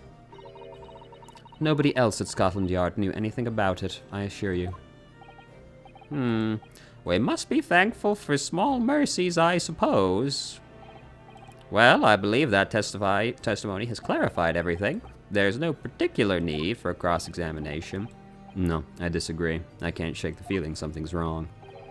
Just look at that expression on Scythe's face. When you're lying, the best thing to do is say as little as possible, after all. She would want it to be over quickly. It's the defense's right to cross-examine any witness. What is it about you Japanese that makes you all so doggedly persistent? Very well, if you so desire. Yes, my lord. I'm not really sure what we actually are going for yet here, so I'm just gonna press as usual. From what you described before, it sounds like the note was anonymous. Did you have any idea of who was behind it? There were very few people in the know about what really happened on 10 years ago. But anyway, I'd never heard of this engineer, so no, I had no idea. Yet despite not knowing who was behind the plan, you went along with it? I had no choice. Protecting the professor's secret was my only concern. But the horse has bolted now, and the stable door will never shut again. Scotland Yard's reputation will be immeasurably damaged as a result of all this. Yes, thank you, Lord Van Zykes. I'm well aware of that. As I understand it, what you found was the waxwork model. Where, then, was the victim?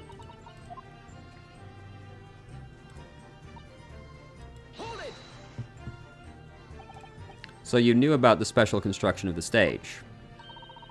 It was quite obvious what had happened with the victim in the waxwork. And you switched the two over, didn't you? In other words, you recorded the victim's body as having been discovered in the tower, and the waxwork, I wrapped it and sent it by carriage to the specified address at the specified time. And why were you given such instructions? Presumably so that it could be recovered by Dreber and returned to Tuspel. I see. And then you put the birdcage back on the experimenting stage? Yes, although someone obviously made a mistake about which cage should go where. I thought I'd made it perfectly clear to the team, but still.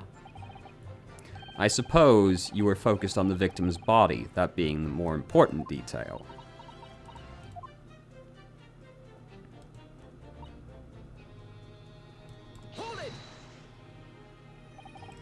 When you say arranged, I presume you mean with this? Yes, the instructions in the engineer's note said something along the lines of, fabricate some evidence to make it clear that Harebrain alone could have killed Asmin. So you mean that was your doing? I fetched Harebrain's ridiculous screwdriver from the stage, and I took it with me, alone, to the abyss under the stage where the birdcage had fallen. Alone? I didn't feel it would be appropriate to involve anyone else in that particular part of the deception.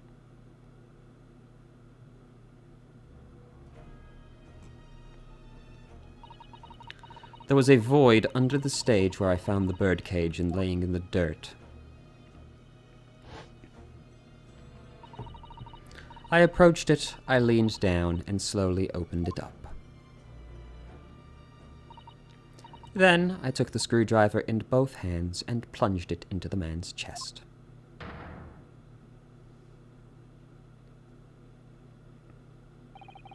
And then you noted that in your fake autopsy report. As a fictitious cause of death. Exactly. So, the actual cause of death was the trauma resulting from a 30-foot drop.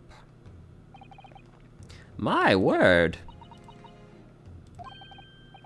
Yeah, it's not right. Something about Scythe's statement is playing on my mind. Yes, mine too.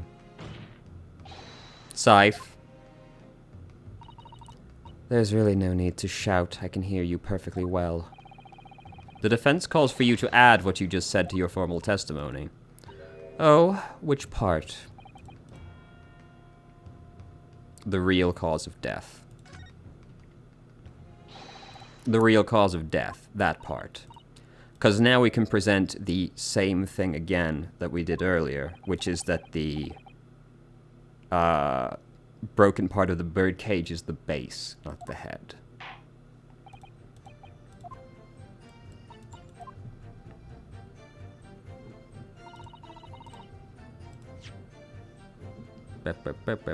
Bird cage. Objection.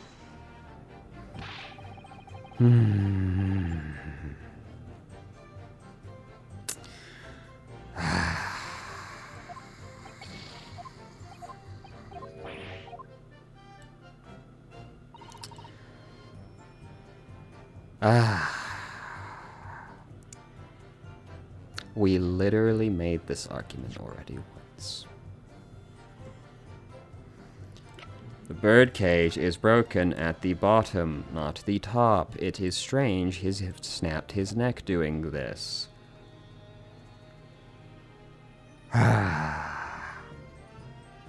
So I guess I want the other statement, because what else can it be, dude? I guess I want the other part of her statement, what she actually did. Objection.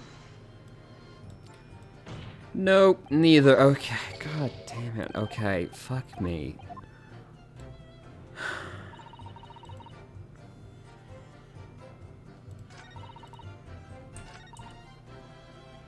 So what? So what then? So it was you who stabbed Asman? Yes. No precision required. What a welcome change. The victim died instantly from a snapped neck. All I did was carry out the instructions I'd been given. As unflinchingly as ever, no doubt. I imagine you didn't bat an eyelid when you drove the weapon into his body. There was no need to bat my eyelids. And what else did you do to twist the facts? If you wish.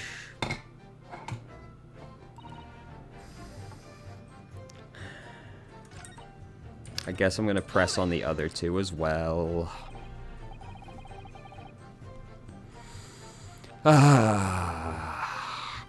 The entire team? My team consists of the very best investigators there are. I demand loyalty from all members. We operate on a code of chivalry. You aid and abet a murderer, commit perjury, and dare to talk of chivalry? It was a matter of priorities. What? Nothing was more important than protecting the secret of the professor. My team did what was necessary without losing sight of the primary goal. I consider their conduct exemplary. Ugh. Don't concede the point. I need a lawyer. I'll take that silence as tacit exception.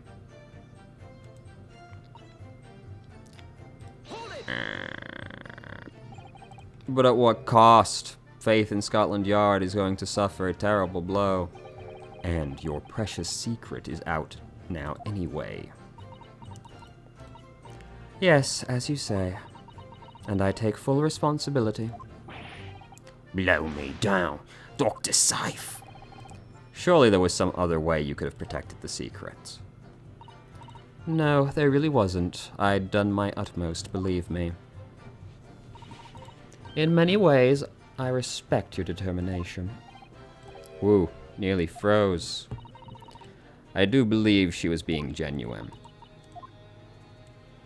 Alright, I guess I'll have it change that statement again, and then I'll press on the different statement about the drop. Alright, now let's press on the 30-foot fall. You're quite sure of that? It was a result of a broken neck. Yes, as a professional, that was more than apparent. You'd never know just by looking at the photograph of the victim, though, would you? No, that's very true. Obviously not. Which is precisely why coroners are needed to determine the actual facts. Yes, assuming they can be trusted. There's no point calling her assessment into question without evidence. Let's get back to the testimony. So what if not that?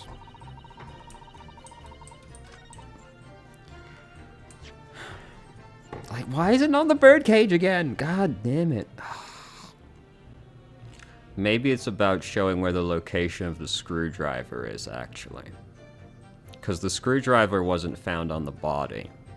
It was found on the stage. And it's not in this picture either, even though this is presumably when she would have been setting everything up, right? So maybe it's that, pointing out there's no knife? Or because it was found in the base of the grill? So do I just present the screwdriver? That does have the poking through the grill part.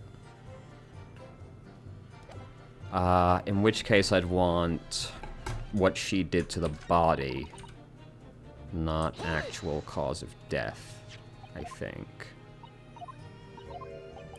Because it seems more like we're trying to prove it wasn't her that stabbed him in the chest. Now, do I present the screwdriver? Or do I present the picture?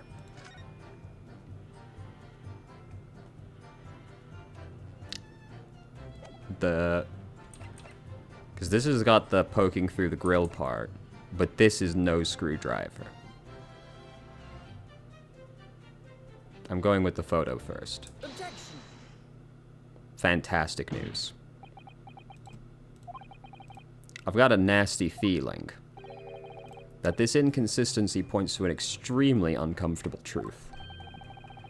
What on earth is the matter, Counsel? Have you lost your tongue? I apologize, my lord. Dr. Scythe, in that last statement of yours, there's just one point. That seems to defy explanation. Out with it, my learned friend. There's an obvious inconsistency between your description and this photograph, which shows the victim in the birdcage following the events that led to his death. The court has already examined that photograph in depth. There's nothing new we can learn from it. Yes, we've already considered it. That's true. But we now know the facts to be different. What do you mean? I believe we should let the defense explain. Where should we see the alleged inconsistency? Right there. There's no screwdriver. Take that! Look closely at the blood stain on the victim's chest. It clearly extends in a downward direction. Oh, it does. Oh, fuck. That makes so much sense, actually. If he was already on the ground, it wouldn't just go downwards like that. And why is that significant? If the victim was stabbed moments before the kinesis machine was set in motion, that's entirely expected. Ah, of course. No, that's not what happened. Exactly, my lord. Dr. Scythe made it very clear in her testimony right now that the point at which she stole Harebrain's screwdriver and stabbed the victim was after the grand deception was set in motion, when the birdcage has fallen below the stage. From the shape of it, it's clear that the birdcage would have fallen on its side after the 30-foot drop. And if the victim had really been stabbed whilst inside the birdcage, the blood from the wound would have spread out equally in all directions. For it to have formed the longitudinal appearance we see in the picture is inconceivable. You got me there? I just straight up never even thought about that. Given that the victim's blood seeped vertically downwards, it must be the case that when you stabbed Asman, he was standing up. In short, Dr. Seif, your latest testimony was a total fabrication.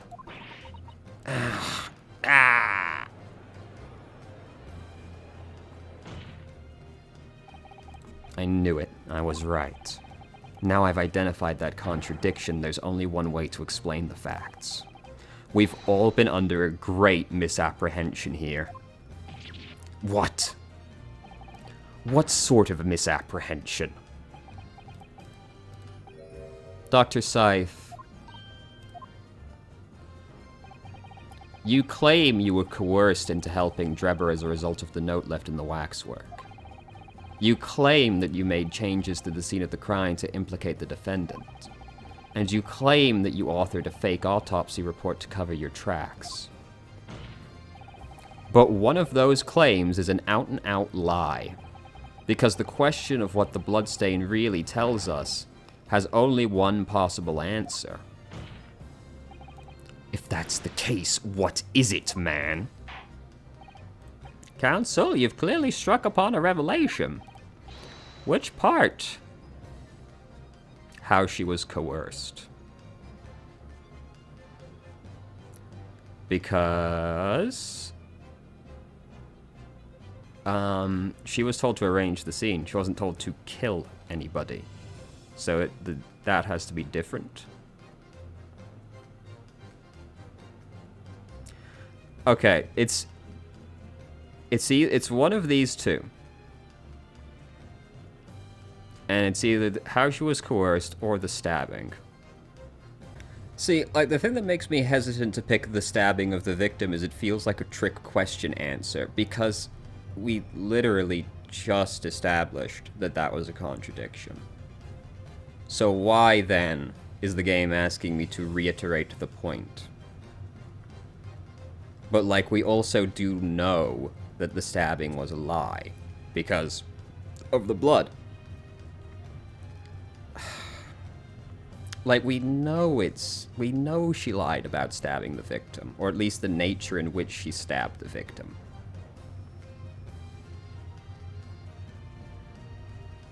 Okay. The answer is very simple if you consider the sequence of events. If, when the victim was stabbed, the blood from the wound seeped downwards, as it did, we can be sure the victim must have been either sitting or standing upright at the time. But as you rightly pointed out, the birdcage would have fallen on its side when it fell beneath the stage. Yes, it would, which tells us the victim must not have been in that position of his own accord. Objection.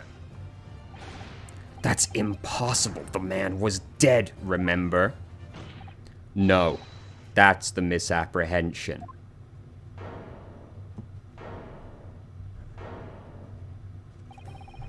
When the birdcage fell from the stage, it's so weird that it wanted me to pick the stabbing twice, essentially. When the birdcage fell from the stage into the void below, it must have hit the ground with considerable force.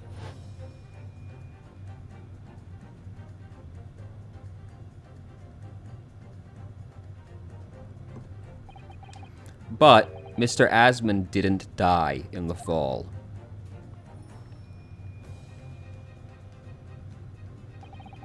He probably lost consciousness for a while, but when he came round, he got to his feet and climbed out of the cage.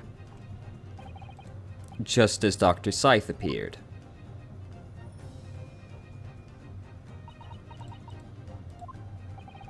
If the victim was in fact alive at that point, it changes everything.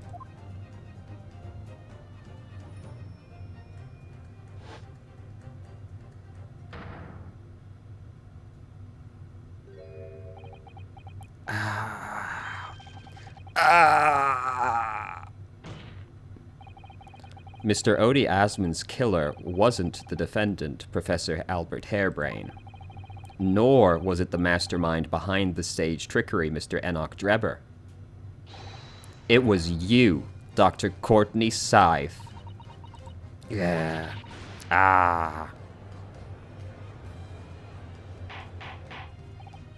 Order, order. Can this possibly be true? Have you been taking me for a fool? It was you, was it? You killed him? You hoped that by admitting to being an accomplice in Dreber's scheme, the trial would end before you were accused of a worse crime. Cold-blooded murder. Oh, do shut up! You're so desperate now, you're making all this up, as if I would do something like that. There's no desperation to it, we already won. Objection. I assure you the defense is not desperate. Mr. Naruhodo has established the facts using evidence and logic alone. Ha! Logic? Don't make me laugh. Sadly, your logic has a gaping hole in it. What? What do you mean? I would have thought it was obvious. A motive, boy. You're lacking a motive. What possible reason could I have... This shouldn't need to be pointed out. You were already being coerced into doing this. So you were... When you got there, you're like, well, I have to kill him now. Asman was involved in any number of criminal activities, from coercion to theft to murder. But there is no known connection to Scythe. I'm rather relieved to say it does seem far-fetched. No, it doesn't. No, there is an obvious motive. What's wrong with you all? She was already prepared to do anything to cover up the secret about the professor. And that would presumably also include killing Asman if she had to. I feel I've seen something somewhere that hints about why the coroner might have done this. Presumably we're talking about the book we found in her office at this point. I might have tampered with the crime scene and coerced a fake report, concocted a fake report. But murdering someone for no reason... There is a reason! No. When you questioned what possible reason you could have for wanting to kill Asman, something did come to mind. What? What was it, counsel? Enlighten the court. Yes, we saw it yesterday, didn't we? Something that seemed strange, but we had no reason to suspect at the time. There's a particular object that explains why Scythe would have wanted to kill Asman. The scalpels, then. Where the fuck are we going with the scalpels?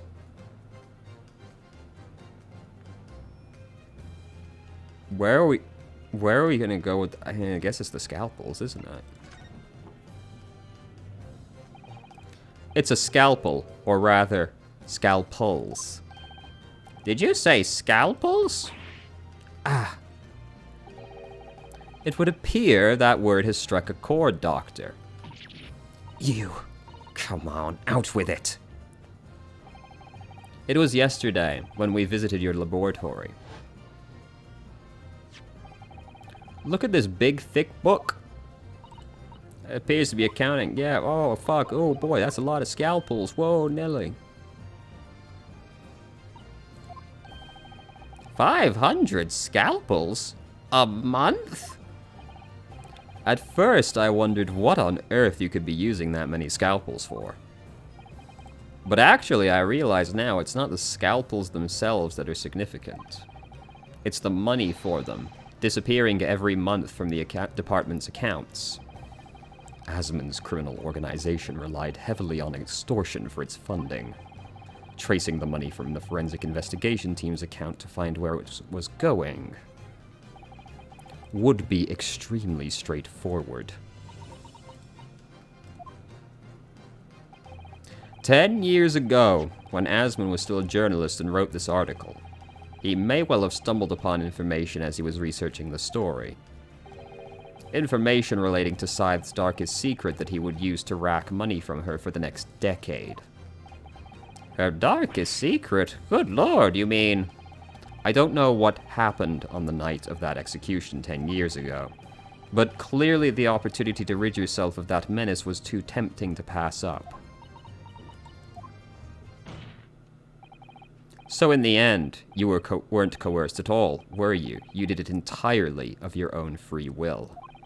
You stabbed Asmund in the heart with all your might. To silence the blackmailer who knew your dark secret forever.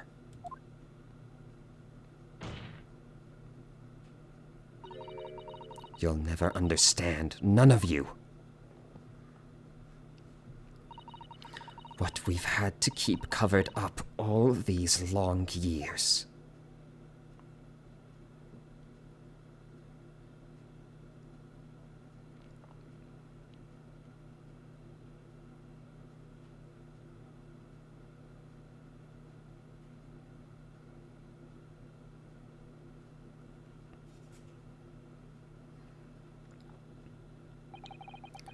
As very little of the machine remains after it was ripped apart by the bomb. The truth of this case may never be properly established unless you speak out. And if you decide not to, it's very possible that Courtney Seif will escape punishment for her crimes. Please, sir, own up to what you've done and tell the court the truth. 10 years ago, you told the truth. And you were robbed of a bright and successful future as a result. I can certainly understand your bitterness and your consternation now. However, this is surely the chance you've been waiting for, to sever the hold that fate's had over you all these years. Super high voltage instantaneous kinesis. I mean, really.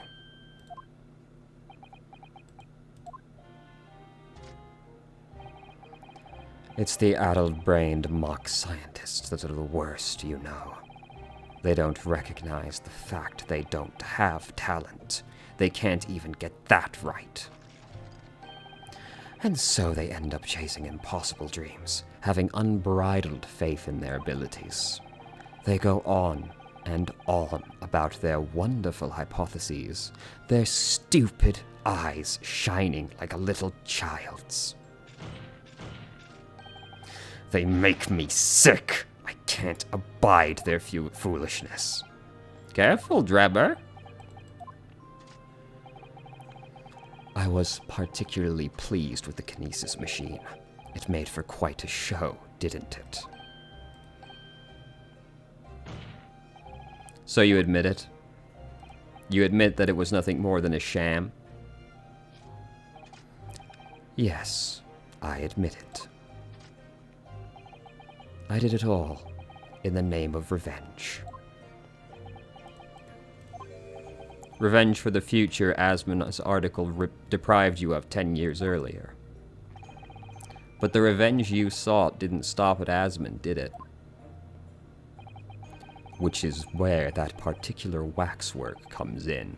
Yes, I see.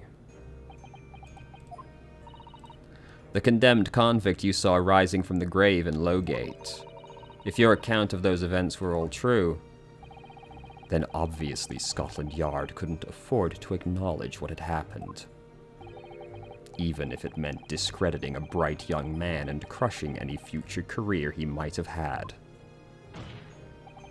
So your plan required that you abduct that particular waxwork model, in order to exact your revenge on Scotland Yard as well, or on Dr. Seif, to be precise.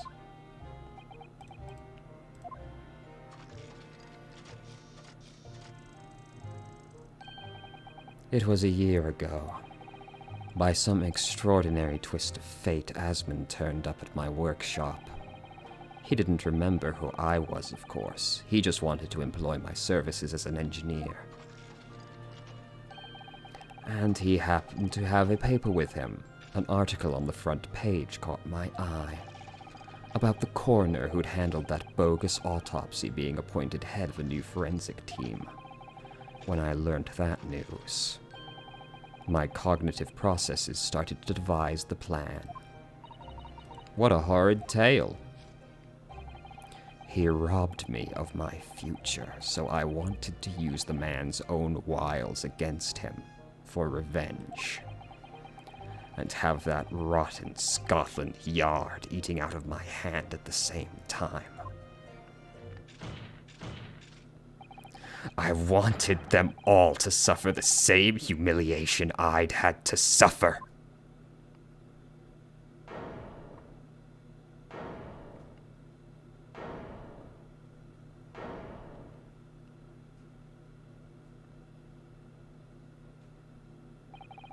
Your actions against those who ruined your future were justified as revenge, at least to yourself.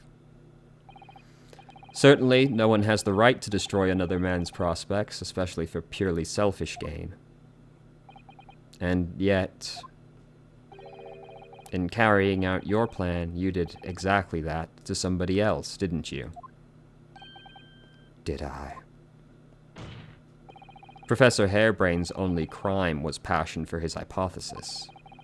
But you had no compunction about sacrificing his future to effect your revenge. You knew that he would be forever branded a failure and a fraud. Perhaps life treated you unfairly 10 years ago, and others' misconduct left your life in tatters. But remember this. Your own actions resulted in exactly the same thing for another perfectly innocent young man.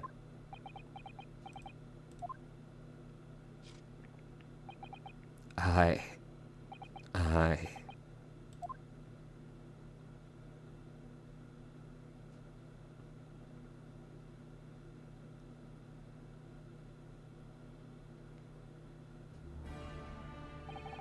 Lord Van Zykes, what of Dr. Scythe?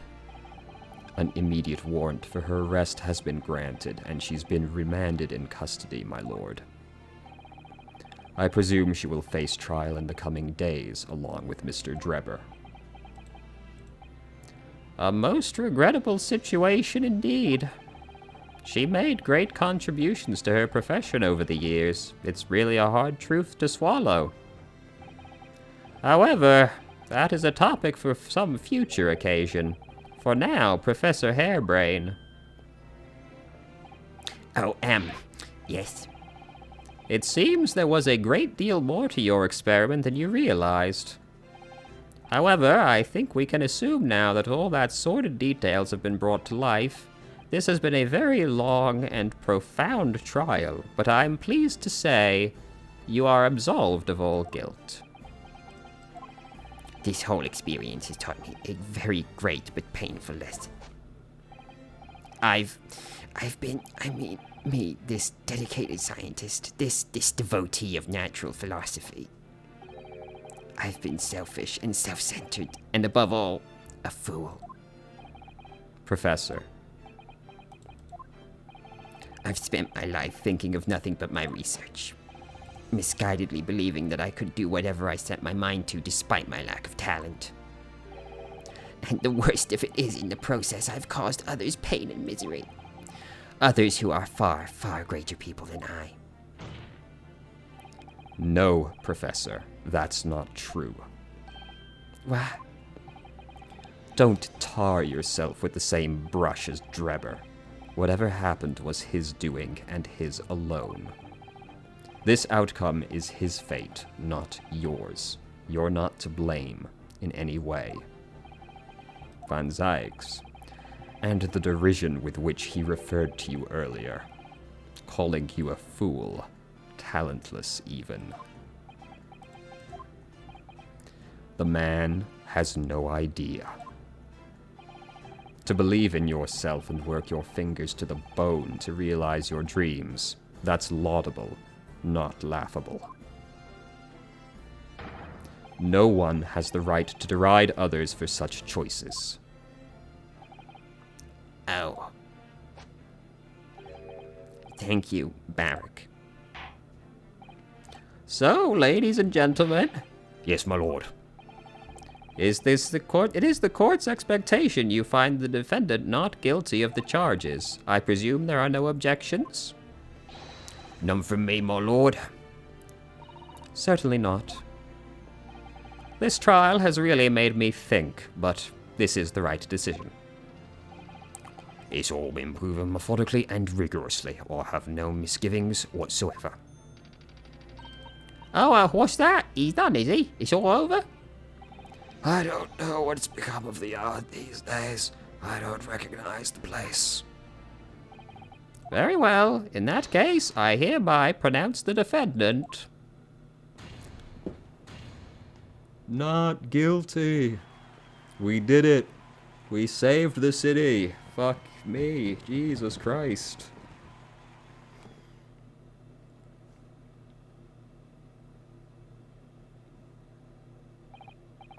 Court is adjourned. Ugh. It's over. That was some trial. Dude, I can't wait to arrest Strongheart as well. I'm standing by Strongheart's a murderer somehow. Maybe he's gonna frame Von Zykes for something now, and we're gonna have to prove Von Zykes innocent. That would be fun. I'd like that. Oh, it is. Congratulations, Professor Hairbrain. Mr. Naruhodo, Mr. Sato, I am truly beside myself with gratitude. How can I ever thank you enough? I'm just glad it's all been cleared up, that you realize you were just caught up in a bad situation. Right now, you know, if I had that research grant money, I'd give the whole lot to you, every penny. Well, that's very kind, but I'm just a student, so... We don't need any financial reward. Your acquittal is more than enough. Oh dear. Oh, what can I do? Aha! How about this as a memento? The paper about my hypothesis is inside. Well, just as a memento then. Thank you. I've been wondering, Professor. What are you going to do now? Oh my. Yes, what am I going to do now? My hypothesis and my great machine lie in ruins. But still, it's been too long since I was last in London, so perhaps I'll enjoy some sightseeing. I must explore the great exhibition whilst I'm here too, and see if any inspiration hits me. Oh yes, that's a wonderful idea. I can't allow that.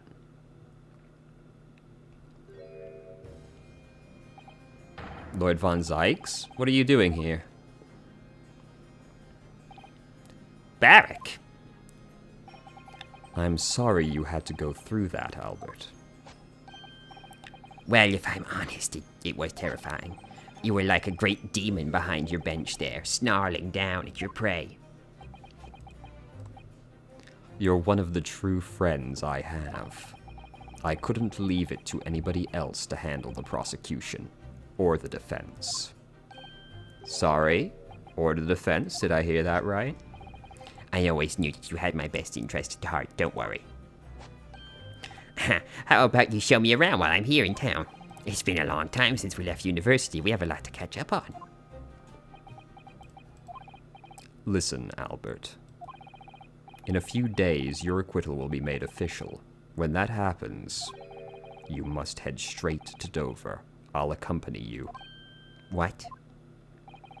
From there, you'll cross the channel and make your way back to Germany. I've already purchased the tickets. But no, hold on a minute, Barrack. What about the great exhibition? No. No sightseeing, Albert. Give up on the idea. Sometimes it's hard to see any warmth in those eyes, Barrack. Lord Von Zykes, what's all this about? A necessary precaution.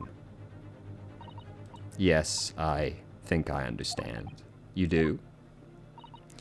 Well, Iris told me that when you met Lord Von Zykes at his office some days ago, he asked how Mr. Natsume was doing. Yes, that's right. I remember him being surprised at the time and thinking it was nice of him to ask.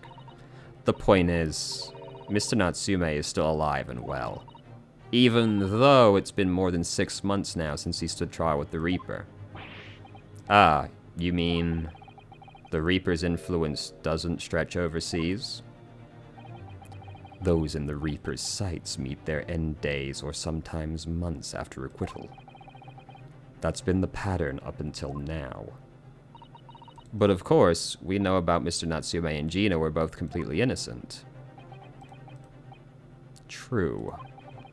And perhaps that governs the Reaper's actions. The truly innocent are spared. But I don't want to take any chances with a close personal friend. But, Barak, Like the mustached Nipponese, this man should leave the country without delay. That's why I'm packing him off to Germany at once. Right. Does your friend-shaped package get any say in it? No. Goodness, this was your intention all along, Van Sykes?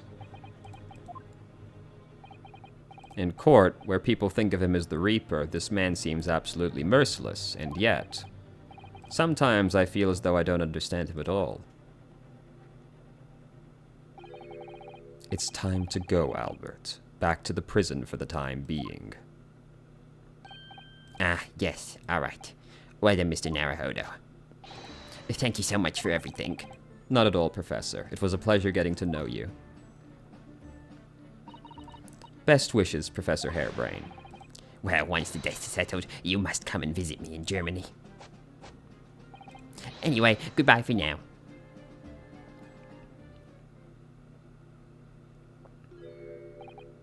Now, my Nipponese friend. Oh, yes? I thought you'd gone too. We have matters to discuss. Can you spare me some time? You want to talk with me? I'll be waiting in the courtroom in 10 minutes.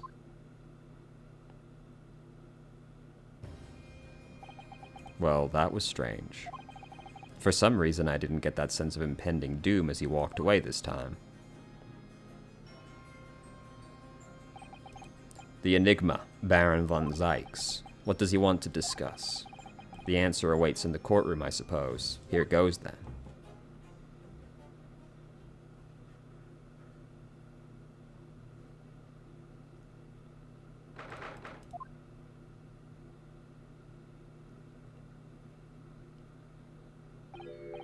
So, are you satisfied? You've saved a guileless scientist from a great injustice. Yes, I think so. I'm relieved, at least, that the man's innocent could be proven. Anyway, I imagine you've been wondering where my animosity towards you Nipponese comes from.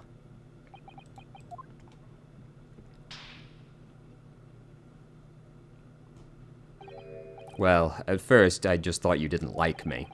I imagined you saw me as a pretentious child from an unimportant land who had no business being here. But now I think differently. You clearly know our ways, so I would guess that some specific incident led to your thorough dislike of my race. Will you tell me what happened, please? The Professor. I thought I'd never hear that name in this courtroom again, to be honest. He took your brother's life. Clint. My brother was Clint von Zykes. 16 years ago, when I was still just in my teens, he was already the director of prosecutions and a key member of the judiciary. I looked up to him. He was everything I aspired to be. He was involved in the establishment of justice systems in foreign countries as well. There were exchange programs between Britain and other nations then, too, to share knowledge and ideas. As part of one of those programs, 3 judicial students came to Britain from your homeland, the Empire of Japan. Oh. If it was 16 years ago, then one of them could have been my father. Of course. I remember Dr. Mikatoba well. I had no idea. I was a minor at the time, training at the prosecutor's office. One day, Clint introduced me to the 3 visiting Nipponese. So, you've actually met my father. He and his colleague were polite and amicable. They were adept at their work and exacting in their standards. It was my first encounter with the Nipponese spirit, and it made a very great impression upon me. But 6 years later, that's when it happened. The investigation was going nowhere. There were no suspects even, just an ever-growing list of victims. And in the end, my brother became one of them. The last, in fact, before the case was finally resolved. I'm so sorry, Von Zykes. Truly. Clint was always ready to put his life on the line for justice anyway. So he wouldn't have wanted it any other way.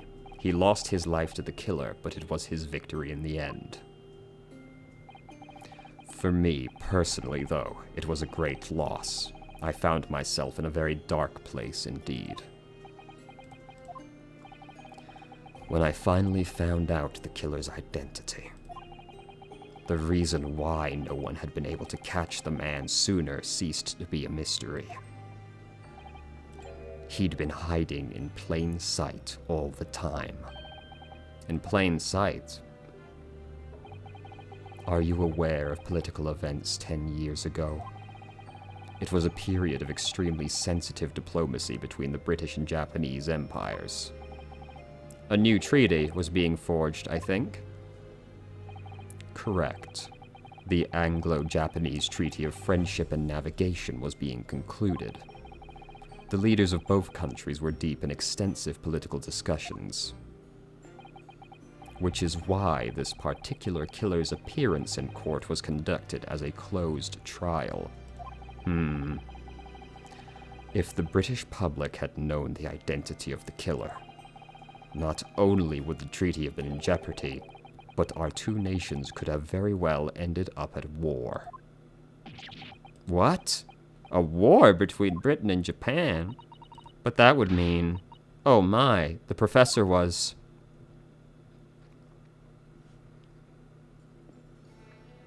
When the trial reached its conclusion earlier, I thought to myself, yes, it's time.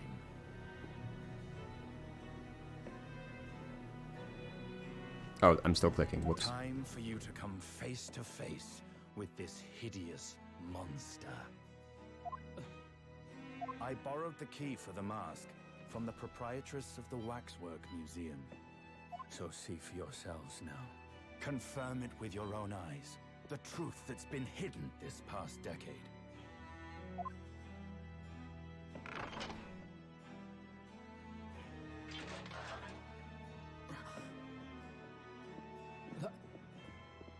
That's the professor?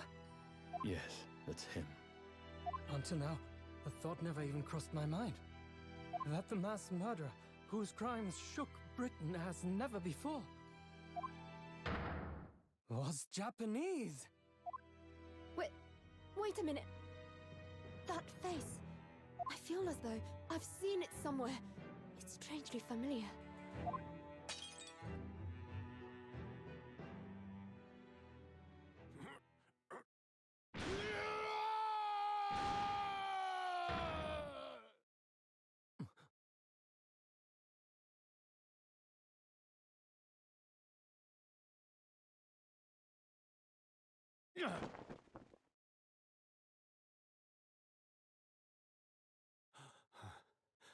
Father. What? Father?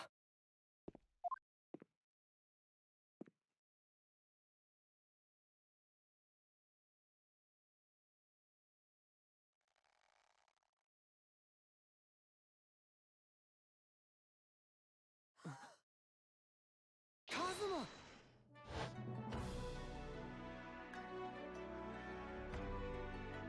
My best friend, Kazuma Asogi. After a whole year, finally his memories returned.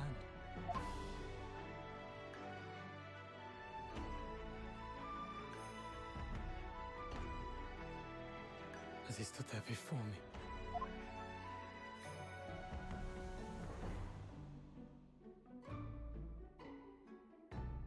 Ryunosuke.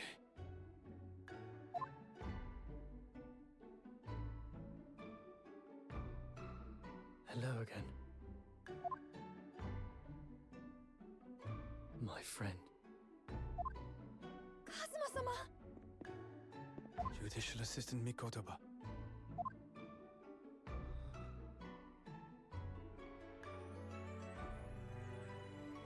It's been a very long road. Thank you. Thank you for guiding my friend here when I could not. It was an honor.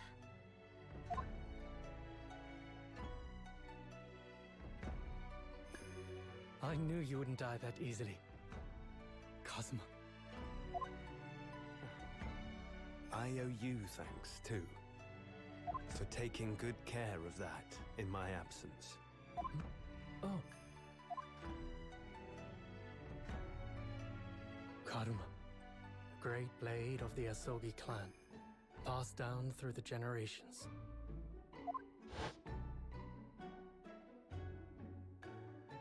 When we left Japan, this sword was at my friend's side. A Japanese man's katana is his soul, and he couldn't be parted from it. But then, when the incident happened, it was Susato-san's wish that I inherit the sword, and I've kept it with me ever since, along with my memories of the friendship we shared.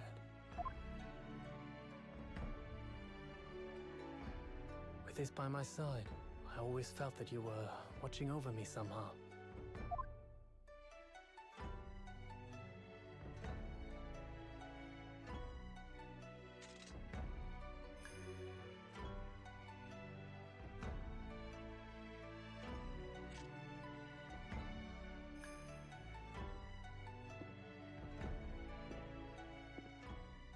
I've made it. At last. Father. Are you saying... Surely not. You mean, you knew all this time? I'm looking at it, but I still can't believe it. This mass murderer is Kazuma's father.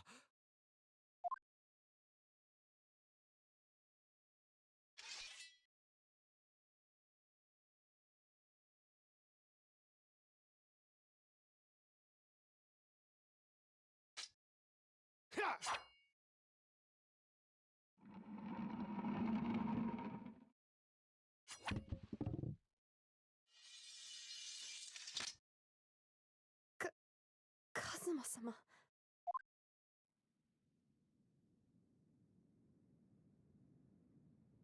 Ryunosuke, we have much to talk about, but now is not the time.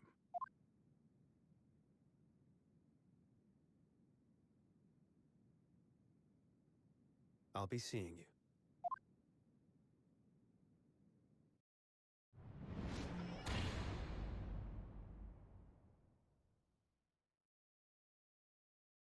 That's all Kazuma said.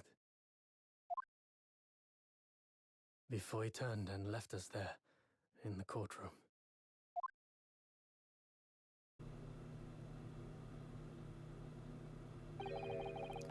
So he's the living afterimage of the man who took my brother's life, is he? Yes, Kazuma Asogi, my best friend. 3 months ago, when Lord Strongheart introduced us, I had an inkling there was something there. Some connection. But why did Lord Strongheart do that? Why did he make Kazuma Van Zykes' apprentice? And when he was suffering from amnesia, too. The man was apprehended, even executed. But his legacy just won't die. That's the sad truth. Anyway, that's all I had to say. I thank you for meeting with me as I asked.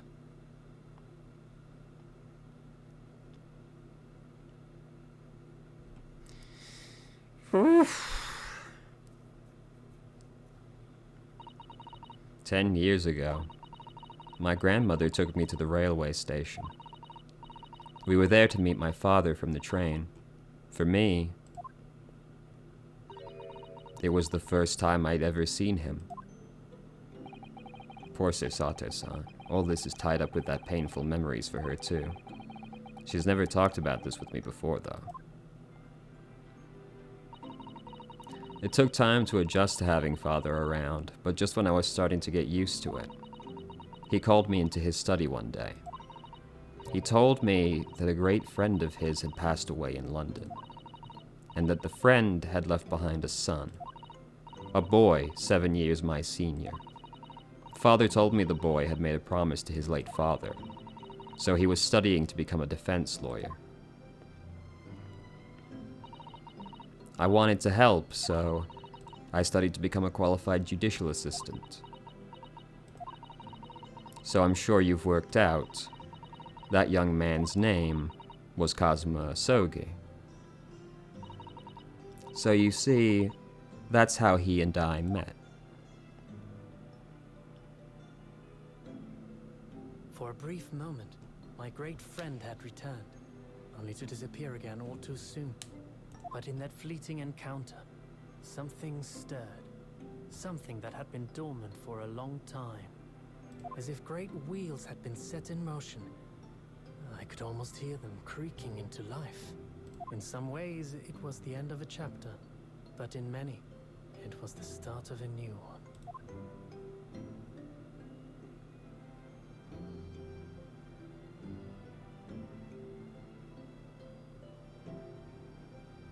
I'm covering it up, but it says end.